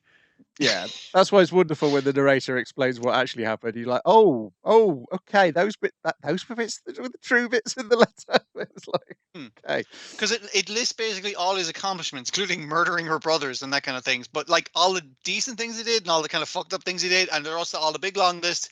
Because like one of the sons says, it's like history will decide if we did this right. But now we definitely can't fuck up the plan because then our dad will have died for nothing. Like that would. Yeah, so they're on board with it, even though it's just like we didn't want him to die, but like it's what he would have wanted for you. yeah, and it does mean that people don't think that she's a failure because it's like it was part of his evil plan to retreat there to make her look like an asshole. Is part of his letter, yeah. That's the main line. yes, in his letter, yeah, basically. that is the main. Yeah. Is that he's responsible for her losing face. That was part of the plot, as part of the bigger plot of involving murdering brothers and things. Yeah, and then we end with our hero going off to speak to the Emperor to fix this. How is It's he really going to do funny it? because basically that whole episode is episode 9 is basically like from their point of view, you're on their side. It's giving their background. It's like these are ostensibly like the guys against our heroes, but it's very much so like their story. It's really nice to see. They're the counter protagonists. Yeah, like yeah. they are trying to achieve a name that's not necessarily wrong for them to do it. Yeah, and it's almost like our villain is selfish. He's not nationalistic. Yeah. But because as she points out, it's like calling them like barbarians or whatever like that. But it's like we will not let their corrupt regime exploit things. It's like we know the regime is corrupt there, but your man's trying to change it from the inside rather than just sweep over it and wreck it. Like yeah. Yeah, because I assume eventually our lads are going to probably push back and take over that country once they defeat or capture her. But it feels like up to this point, what Riemon's been doing is just holding the line, preventing incursions from. Riemon can't change the corrupt fucking regime, but he can hold the line, so hopefully the country can get better. Which is what they're putting all their trust in in the next generation and the youth in this one fucking weird agricultural policy guy that they have. I hope he knows what I said. Well, if we figured it out 2 episodes ago, but he nobody did. Nobody has vocalized it. Yeah. Yeah. We don't know it either, I guess. Yeah, and presumably there's a good chance he's going to have to become the chief strategist after in season 2. Well, I mean, like their general like is like previously been on fire on a stretcher. Their chief strategist has collapsed in the fucking street, and it's just he'll be less fight. Riemon will get better. He's a tough old grit. I don't think he's going to be climbing any overpasses anytime soon, like he was introduced to us as. But yeah, no, it's wonderful stuff. Because that episode 9 is like slows everything right down just to like do this character portrait of a guy who's going to be dead by the end of the episode. But that also informs our antagonist, duo antagonist of her. Yeah. Then we got Witch Hat Atelier, episode 9, A Nightmare Stained in Black, and episode 10, A Promise in Silver. I must admit, narratively, I begin to lose interest at this point. But Coco has a nightmare about how everything's her fault. But what's it now? Orville as well. I mostly remember like fun, like Quiffy like reassuring her as fine, but then like it's okay. Bad witches aren't out to get you. Now, let me see myself in a stone chamber here where I examine this like magic bottle. It's the closest clue I've ever gotten to these bad witches, and we're fucking just like take my time disarming this. Oh my god! It's immediately full of lightning and it's fucking me up.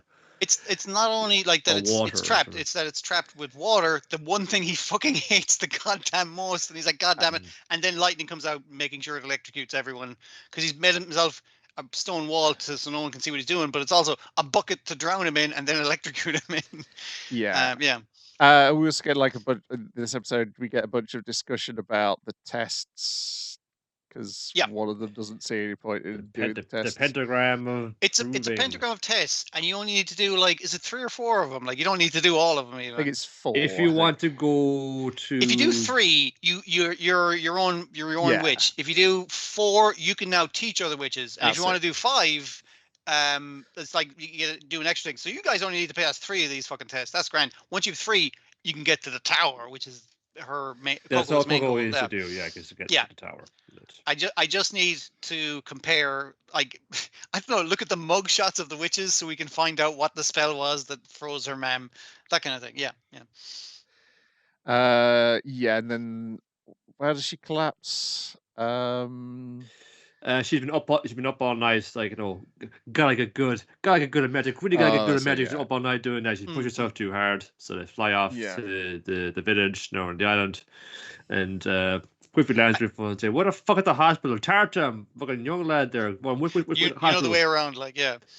I like the kind of the dual way, like the Coco and Kiefer are kind of like presented, where she's worked herself into exhaustion because she's a little kid. You shouldn't be doing that. Whereas he's like his muscles still don't work properly from being fucking electrocuted last night. He also looks like shit, like basically, but he's not going to go to hospital about it basically because he's a less responsible adult than this irresponsible child. I just munch some herbs, you know. That's what the from Resident Evil. They work for me. It's grand.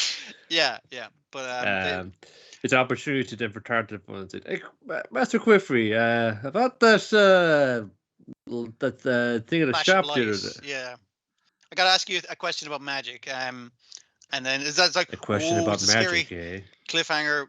We open with the next episode. We go like, I love to tell you about magic. I love magic. Yeah, it's great. And he's like, okay, this is not the mood I was kind of expecting, but yeah, Coco just has like a bad cold essentially. She's just worked herself to exhaustion. She'll be fine. But instead of, well, he basically makes a magic humidifier in the air by having like water droplets circle around in the room. But there's a fire downtown, and it's just like a big burly man says, "You're a wizard. Come on, you're gonna fucking help, or you're a witch. You're gonna help me go sort out this fire." And he can't resist the big burly man just basically nearly carting him off. But those two kind of together is just like, you know, oh well, you know, I'll just make the room a little cooler for you. Yeah. But the doctor says to come in and actually sees the patient is just like, no, it's a shame you witches can't just heal people with magic. Like, you know, real shame that can't be done, all right. Even your man going is like, man, this fucking magical air conditioner you put up is really great. I wish we had access to this kind of thing. It's like, yeah, pity you can't. And it's not like something you could just draw on a bit of paper, or like that everyone has access to this technically. But no, only witches, I'm afraid. So again, it goes into the thing of very basic magic things maybe should be readily available, but you know, you're worried about what the big nasty spells could do in the wrong hands. Yeah. Tarta's trying to get the ferry back to the island, back to home, as fun saying, "Hey, you're not a witch." I totally am. I must have apprentice, but I totally am fun. Where's your hat? Fuck. My hat back in Coco's hospital room. Better go back and get that. So he goes back into the nurse. She's back and what the fuck is all the nurses and shit? What the hell's going on here? But she's taking a turn for the worse. It's just like, it's Coco. She's like coughing her guts up, you know, and all the fun doctors are gone. There's a fire downtown. Must be why. Only I can help her. So, but it's like, you know, all this gets a medicine out of the cabinet here. Damn it! I can't see colors. None of these are labeled. They're all just like done by smell and that. It's just, they're done by presumably like they look a different color to the thing. And it's like, I guess this one looks a little darker and this one looks a little lighter, but that doesn't tell me which one's what. It's like, fuck, give it to me. And like, you know, here's the seal you can do. And it'll like, you know, seal the verse, you know, if you can do it this way, you might be able to like, you know, compact it down and see what it's made up of. But it's initially it'll draw all the liquid out of it. Draw the liquid out of it with that bucket magic thing that they have. But and then he's like, Coco's basically like, if this one turns rock into dust, then if I reverse it, it turns dust into the thing it was before it got turned powdered. So it'll show you what plant it was, that kind of idea. And just got, and it even goes like, okay, your spell's a bit wobbly. What if you put those sigils there? And she's like, yeah, if you adjust the spell, that's your spell now. And he's like, that's my spell. And there's a thing as they're working together to solve this thing magically, that you see his hat on the floor that he still hasn't picked up. Like the moonlight's kind of like shining more on it. It's like revealing more of his hat. You are a witch, that kind of thing. Like his hat's becoming more revealed as he feels like, because it's initially like, I'm trapped by my disability. I can't identify a fucking bottle of medicine from a bottle of thing that might kill her. Like I'm useless. Everybody in my life, in most of the adults, has apparently, called me has that. told me a phone and said, "Ha, he's colorblind. He'll obviously amount to nothing." Yeah.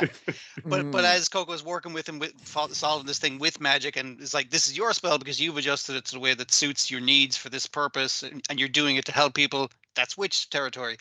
And his hat's getting revealed by the moonlight. I'm just like, it's nice. It's a nice thing. I was like, no, you can be this. You can have this, and magic can help you, and that kind of shit. It Working does together raise can the help. it does raise the question: have the witches also banned written language?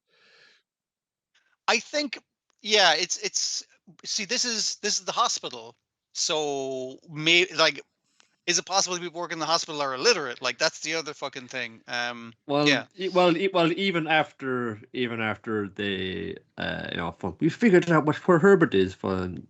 The head fucking doctor comes in and saying, "What are you kids doing in here? What the fuck are you doing?" I'm saying, "I'll tell you what's going on. This is a hospital. We have patients here. We don't leave it abandoned because there's a fire downtown. That's crazy. You're crazy." But she does like then earlier on said like, no, well, we don't leave labels on because we don't the civilians this runs around him or stuff that they don't know, like you were trying to do. You don't want drug seeking behavior and just like, oh, brilliant.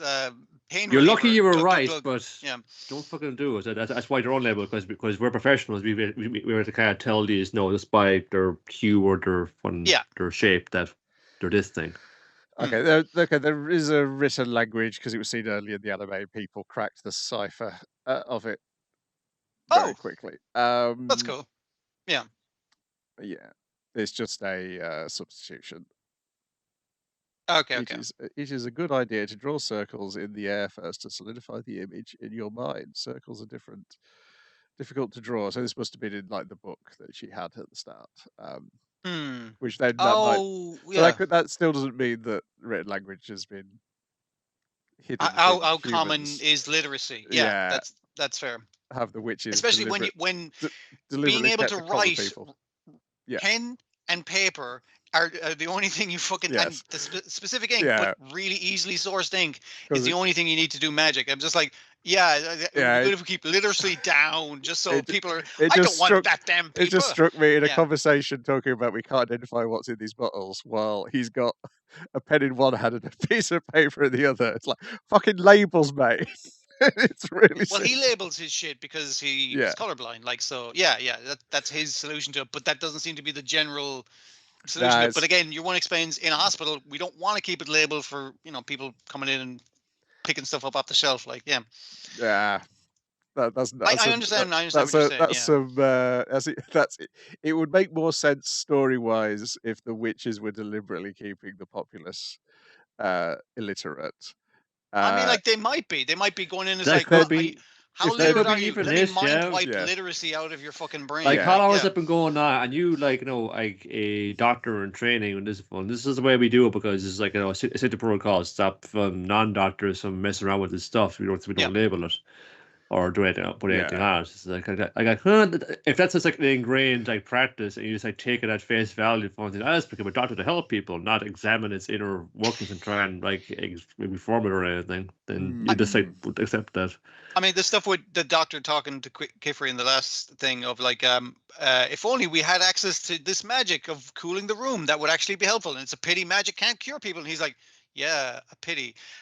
It's the idea that this is somewhat like, it's magical, it's fabulous, it's beautiful, and it is a bit of a dystopia. It's like, this kid is just colorblind. It's like, he'll never be able to use magical different pigments, and it's like, most of the fucking spells are like just black ink on paper, man. He doesn't really need to see Yeah. color for that. I mean, I hope it is that, because otherwise it's just deliberately making things difficult in order for the plot to work. I think it's trying to set up a world that is somewhat dystopic despite the presence of literal fucking magic. Yeah.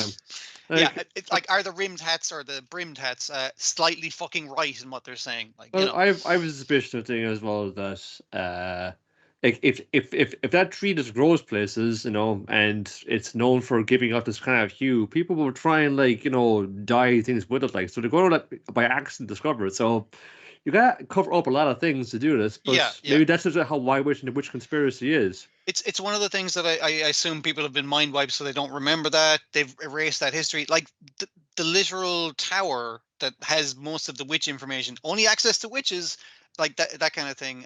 Like information is definitely being kept from people. Like the tower is the thing that we're Yeah. trying to achieve access to, so they can just Mm. look up the fucking spell. Yeah.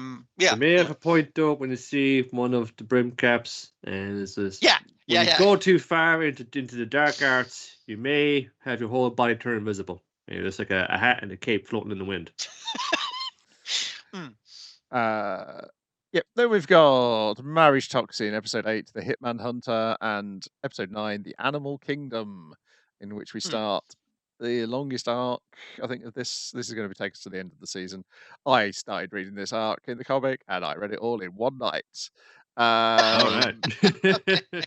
Really? It was pretty good. I think I'll read it after this season. I'm really enjoying the season, so yeah, but it'd be interesting to make the comparisons. Yeah, so we are introduced in these episodes to Kimi Arashiyama, the hamster master from the Beast Clan.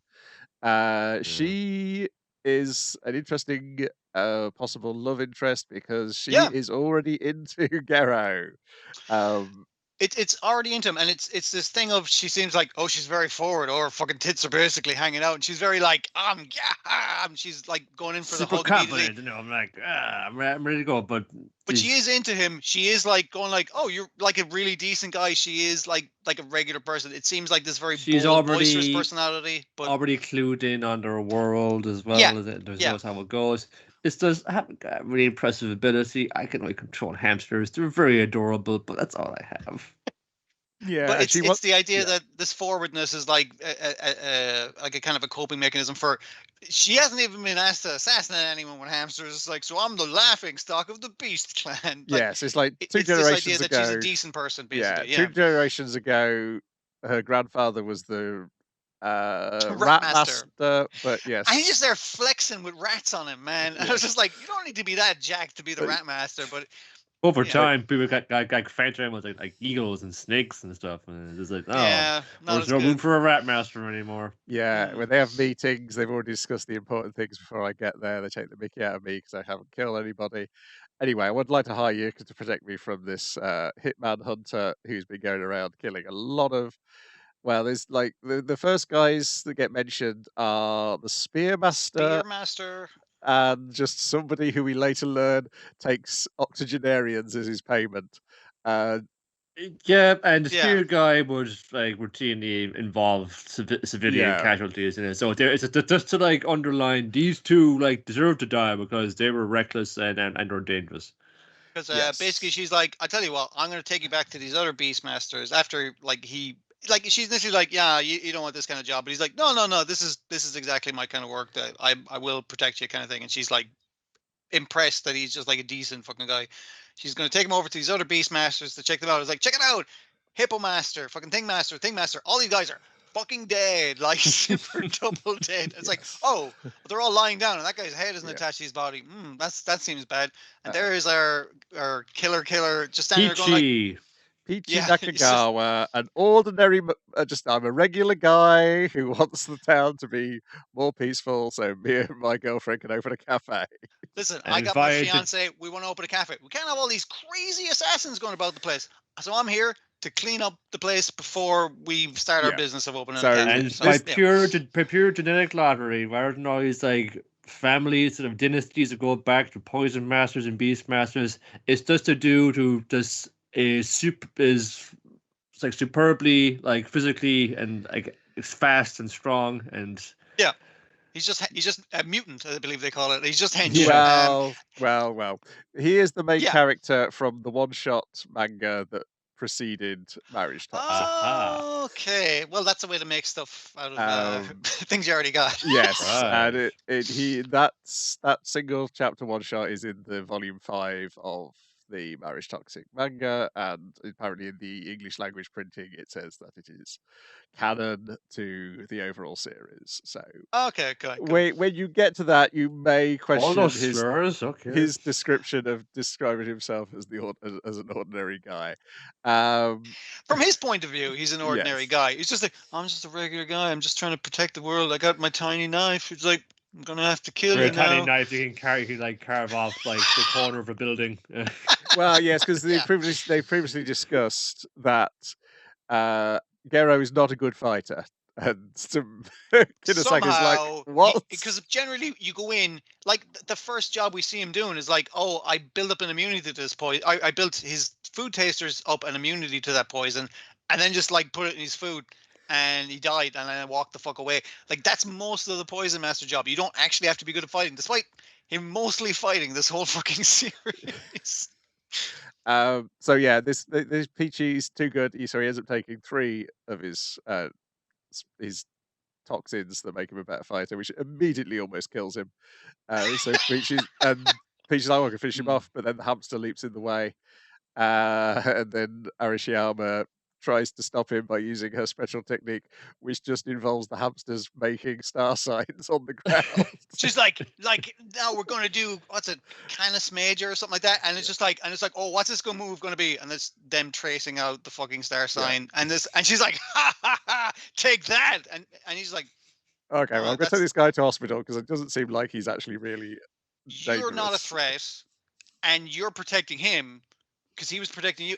Yeah, he doesn't seem to be one of the bad ones. Okay, fair enough. My bad. I thought Poison Master. Oh, he's going to be a baddie, and it's like, no, he's sound. I'm only here to kill killers. You're like a bodyguard. That's fine. No problem with that. Those two freaks I killed last. You know, watch out for. Yeah. Yeah. So all good. All Everything's good fine until what's it called? It's like a boa constrictor. The Bonda Constrictor, which is like among the Beast Clan members, it's a necklace they wear. It's actually a very tiny snake. It's wrapped around your neck, and on some kind of signal or orders, can bite into you and start sucking your blood, and you will die in 3 days. Or it can just start strangling you. You know, yeah, standard stuff. She needs to return to the Beast Clan Island. So in the next episode, they all go to the Beast Clan Island. Peachy, luckily, Kinosaki's got a boat license just for this occasion, and to the perspective. The amazing point out the list of things she's qualified to do. Notary public, sommelier, a wedding planner, and flipping between genders to show like the different people who'd be interested in you being a good drone pilot or whatever the fuck other thing they're qualified with. I appreciate that when they're going to go onto the island, they're like, all right, Kisaki, you're obviously not going on this very dangerous mission with us. It's like, yeah, no, absolutely. We're being entirely sensible here. Obviously, things don't go that way, but I like the fact that they go like, we're not. You're just my wedding advisor or marriage advisor. You're not actually going to go on this dangerous mission, but ends up obviously going on. Yes, because Arashiyama due to a giant squid, basically kidnapped by an eagle, and they get attacked by a squid. So Gero chases after the eagle. Peachy fights the squid while looking up on a YouTube. That's so good. How to prepare a squid. No, you go too fast. Go back. Yeah, like doing it in portrait mode. Also, the video he's found is like a cute cartoon of how to not debone because they don't have bones. Like take out the squid ink and how to chop up the tentacles and all. Like which way to cut it, that kind of thing. But it's so violent, a cartoon on his phone, that his violence is like practically just because it's so extreme. Like it's not as violent. It's just like slapping it down onto the counter, and then it's just like. It like at one point it tears out the fucking like the cartoon on his phone tears out the ink glands and throws it at the camera, and I was just like. That was extreme, and this is a man chopping up a giant squid with the tiniest knife you've seen. Like it was an Adult Swim. That's probably. Yeah.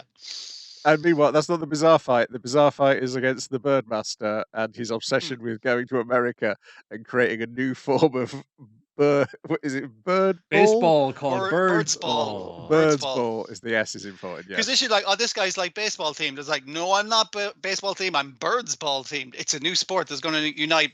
And the shot of him, like, he's been carried upside down from an eagle, like with a baseball bat, and a shot of him like going to America and having the team of guys hanging upside down from eagles, and it's just like, I mean, like, it Oh. would be amazing to watch. I will My say that favourite would be a bit cool is- for sport. baseball. Yeah, my favourite bit is his anecdote of him outside a 7-Eleven where the crane he used to partner with was telling him that he didn't want to be part of the team anymore. Like, the crane was like, I don't know, man, I'm out. Like that. It was a kind of rainy thing. Wednesday, or if I recall correctly, from this is trailing off. It's like, okay, He goes into, he's- it's like, I'll a never reverie. talk. I'll never talk, Garrow. And then he's like, he goes into way too much detail about everything. He's a really funny character, which makes it all the more tragic that he's going to get Yes. his ass fucking kicked for one. well, he's gonna die. Yeah. Yes, they're being monitored by the head of the Beast Clan and his maid, who are going, "Oh, we want to get Garrow's blood because we need Garrow's blood to mix the other bloods together because his toxin-resistant blood will prevent people rejecting the blood combinations that I do with my special ability." I'm going to do hybridization because, you know, beasts and Yes. hybrids and that kind of thing. I'm not Also- going to hybridize them with beasts. I'm going to hybridize them with other masters. That's Or I- my bloodlines. crazy plan. Stitched together a weird chimera in the tank behind us. We also see there's a bear doing karate, which turns out to be the maid inside the bear, who uses it Yeah. to grab Peach's So like bloods the using a lads have gotten lamprey. swept by they beat the squid, but they've gotten swept in the tides to the other side of the island conveniently. He's wrecked obviously from fighting it, but she just has to escape from this karate bear, which does turn out to be the maid with cat ears and like a lot of underboob and a bit of that. It's What's your one from Nier? Byakuo, so at the front they're fox ears, in fact. Yeah, sorry. But He's shaped the, into animals. what's By your wearing one their from skins. 2B? That's the one from Nier. With the it's because it's like a maid that is the blindfolded maid kind of look, but with the fox ears as well, Oh, and yeah, we also inside a fucking polar bear doing karate. I guess it is a little different than Nier. Yeah, we should say Toshiro sent them a message via bat in the previous episode to get them to come in. Yeah, But he he's did. constantly squeezing a bat stress ball throughout the episode. at one point he offers a stress ball to the maid because it's like he is like because all the beasts kind of have like the sharp teeth and everything, but it's basically like a chew toy for him kind of thing. He's like, hey, Yes. you want one? You know, that kind of thing. So it's like, no, Yeah, I'm good, boss. because he's watching Garrow fight the Bird's Ball man, and he's like, oh yeah, this guy's overconfident. And Garrow's going to kill him beat him. He's going to end up killing him. To send a message to Garrow. Even Garrow's simple thing of just like, oh, he's put out a smoke grenade. It's probably poison gas. I'll just hold my breath and wait to see where he's going to attack. And he's just going to leap at you and punch you. Like that's the poison gas was just like scented basically to make you think it was poison gas. It was like Not a clever plan. He made a big show of throwing it, so it was Yeah. that obvious that like I'm trying to set a trap, then that's a trap within the trap. You know? Yeah. The bluff. But he wasn't going to kill the Bird's Ball guy because the Bird's Ball guy kept giving them information that was useful. It's like, despite I'm never going to talk. But then they're like, I'm just going to prove to you because he combined the Spearmaster from the prior thing that just was killed by your man with Bird's Ball man, Birdmaster. So he could make like a bird spear out of spears. seagulls. Yes. Yeah. And all the seagulls have had a taste of Garrow's blood, and Garrow's blood is currently poisoned because he's poisoning himself. So they're all just like, okay, we're all fainting now. Now that all the seagulls have had a taste of him. There's a lot of seagulls as well, but it's a terrible plan, but it worked. But not enough to make the master of the Beastmasters. Yeah. Yeah. Then Garrow and Ashiyama are hiding in a cave, and he wants to go back and fight, and the hamsters push him to the ground. And she says a ridiculous line. What is it? Shut up and taste my Succumb to my thigh. lap. No, shut up Shit, and taste shut up my and face my thighs. Yeah, Yeah. injured man. And then she says, "Please." It's the thing of like a very horny looking character, but like acting out of kindness and stuff.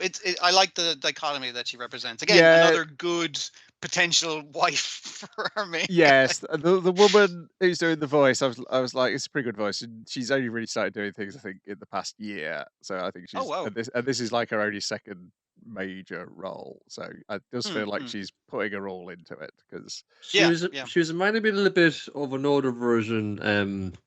You know that young lady in Dark Gathering who's possessed by the god, and they're trying to like defeat the god, Yeah, and take her out. yeah. It's kind of that very upbeat, very Genki fucking like but even The high also energy for in also the voice sadness. performance. I thought, is that her Yeah. for a minute? But it wasn't. It was somebody else. Yeah, the lady.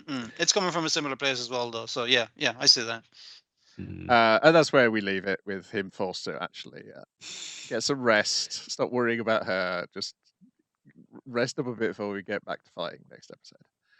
Yeah, and weirdly, then like the water master is getting like brought in on the job as well, and another potential suitor was like, oh, you were also familiar with this world. You don't like Garo that much, but maybe that passion can be turned to a different end. Yeah. Yeah. Well, I did check out the more recent chapters that are coming out, and I was like, yeah, that's definitely where it's going. This Garo's getting mad ass over here. Yeah, this is just a really fucking good show. It's wild and silly. I like making us like the Birdmaster so much, and just to kill him off to go like, there are real stakes here. Remember, these are all assassins that we're talking about. They do kill people at times. Because Spearmaster like basically died as he was introduced, and then afterwards they said, oh, he was an asshole. Don't fucking worry about that guy. But Birdsball, I want to see some Birdsball. We'll never see that now. That's just that's a tragedy. It puts in that just right amount of touch of absurdity. I keep thinking back to what episode 2 was. Security guards with the progressive beat, like in every shot, the hat would get taller and taller and taller, and it's just like, there's no ever allusion to that. And even in the previous, the one before that, where the head of the family is a bodybuilder, and he's almost like trying to pose with people on his knees at that. It's just like, that's just the way he is. It's just like, I never address this or do I say anything about it. It's just like, yeah, people just be this way. So yeah, he was trying to say something about like everyone deserves to be loved, even the people with bizarre hobbies and interests. Yeah, the other guy who was killed off screen is Dan the Dismemberer, by the way. That was his name. Okay, Dismemberer, I knew it was a D. Yeah, not you, D, a different D. Then we've got Candy Caries, episode 7 and episode 8. The Dentist Isn't Scary and Tantrum Rampage. In episode 7, Tong warns Caries that you better clean clean up mouth. In there. Clean up the mouth, because if you go to the dentist, if he finds any cavities, he's going to take those teeth out. You won't have a home anymore. So the pair of them, well, they try cleaning it up, but then they get into dressing up. So then they have to do it in a big old rush. It's the thing of where you're trying to arrange things. I better put these books back on the shelf. Yeah, I haven't read this in ages. And then you're just there. Or I was like, oh, time to put these toys away. Wow, I haven't played with this one in a while. It's that standard fucking thing of just like old they're getting photos. distracted. It does work. Yeah, they just can't find any problems. So okay, Amy, use this mouthwash, wash your mouth out. She rinses it out, and then everything they hid away gets flooded out. Everything they swept under the tongue pushes Amy through the door outside. It's like. And then the dentist comes in with his drill going, I did it then to going like, hey, a cavity teeth. It's just like, I'll kill you. Yeah, like kind of similar to the dentist. Like he gets as angry as the dentist in the first episode. Because this is his actual enemy. Yeah. Every one episode where it's in body horror, we're like, no, I'm vomiting up all of this to try this. Niall, the premise is body horror. Like there's a fully grown woman living in a child's mouth. Okay, it's weird. It's baby's first body horror. It's like, I see it. The dentist isn't scary, but your inside of your own mouth is. Then Tantrum Rampage. So Ami's getting a gachapon. Mum's letting her buy or get a gachapon, but Carrie's said, "No, I want this one. I want this one. Get this one for me, Mum." And bullies Ame into picking the gachapon that the creature living inside her mouth wants, and not the one she wants. Yeah, like little plastic earrings for the creature that lives in your mouth, rather than the thing you wanted. And then, but seeing around the shopping center, you see all the other kids throwing a tantrum to get what they want. The mom's just like, okay, I'll get it for you. Just shut up. Like, but she's a nice girl, so she can't really do that to her mom. She's like, please, I want it. It's wants Teddy Frog. It's cool. It's a cool toy. You had a gachapon already. Yeah, it's like, okay, I'll help you, Mum. Inside the mouth gets 100-ton hammer, whacks one of her teeth. Starts screaming, flying around, destroying the shop. But yeah, no, Mum, stay steadfast. You're not getting anything. But during this carnage, Keris is sent flying on an On a arrow, firework. on a firework, and ends up arriving back at the house in the mouth with the firework, and then spits out the toy that she wanted. So she has shoplifted the toy for her mum. Not many kids would do that for their parents, shoplift for them. Yeah. You know, it's a real expression of love. Not many kids would get involved in like a drug bust involving white powder for their mother as well. You know, Yeah. some real family values here. It's very heartwarming. There's a great bit of the temptation in the Tantrum Rampage where Mum's dragging Ame across, but Ame's face stays behind, and there's like the shadow lines of different acrylics behind her. Several different pieces left behind as instead of a smear. Yeah. It's literally the only thing that I would say is less than Molcar is the fact that Molcar does it like basically like a silent film. It doesn't need language to tell. It's other than that, it's fucking excellent. It's such a good fucking show. Yeah. Yeah, it's wonderful. I do love the comments going, good job. It's amazing what you can do. We don't have to make something for kids. Why are they always committing crimes in this? I don't know. Like, it's funny. A little bit of crime is fun for kids. Like as we discussed earlier this year, where Dennis the Menace be, but there's a little bit of mischief. Yes. Some petty crime, for fun every once in a while. Yeah, that's everything for this time. That's plenty. Let's leave it there. And I'll try not to fall over anything in the next week. That's it. That's for a another promise. It's not a bright. I can never make that promise, unfortunately. That's it for another episode of Let's Go. We'll be back next week with more of the same. Goodbye. Bye.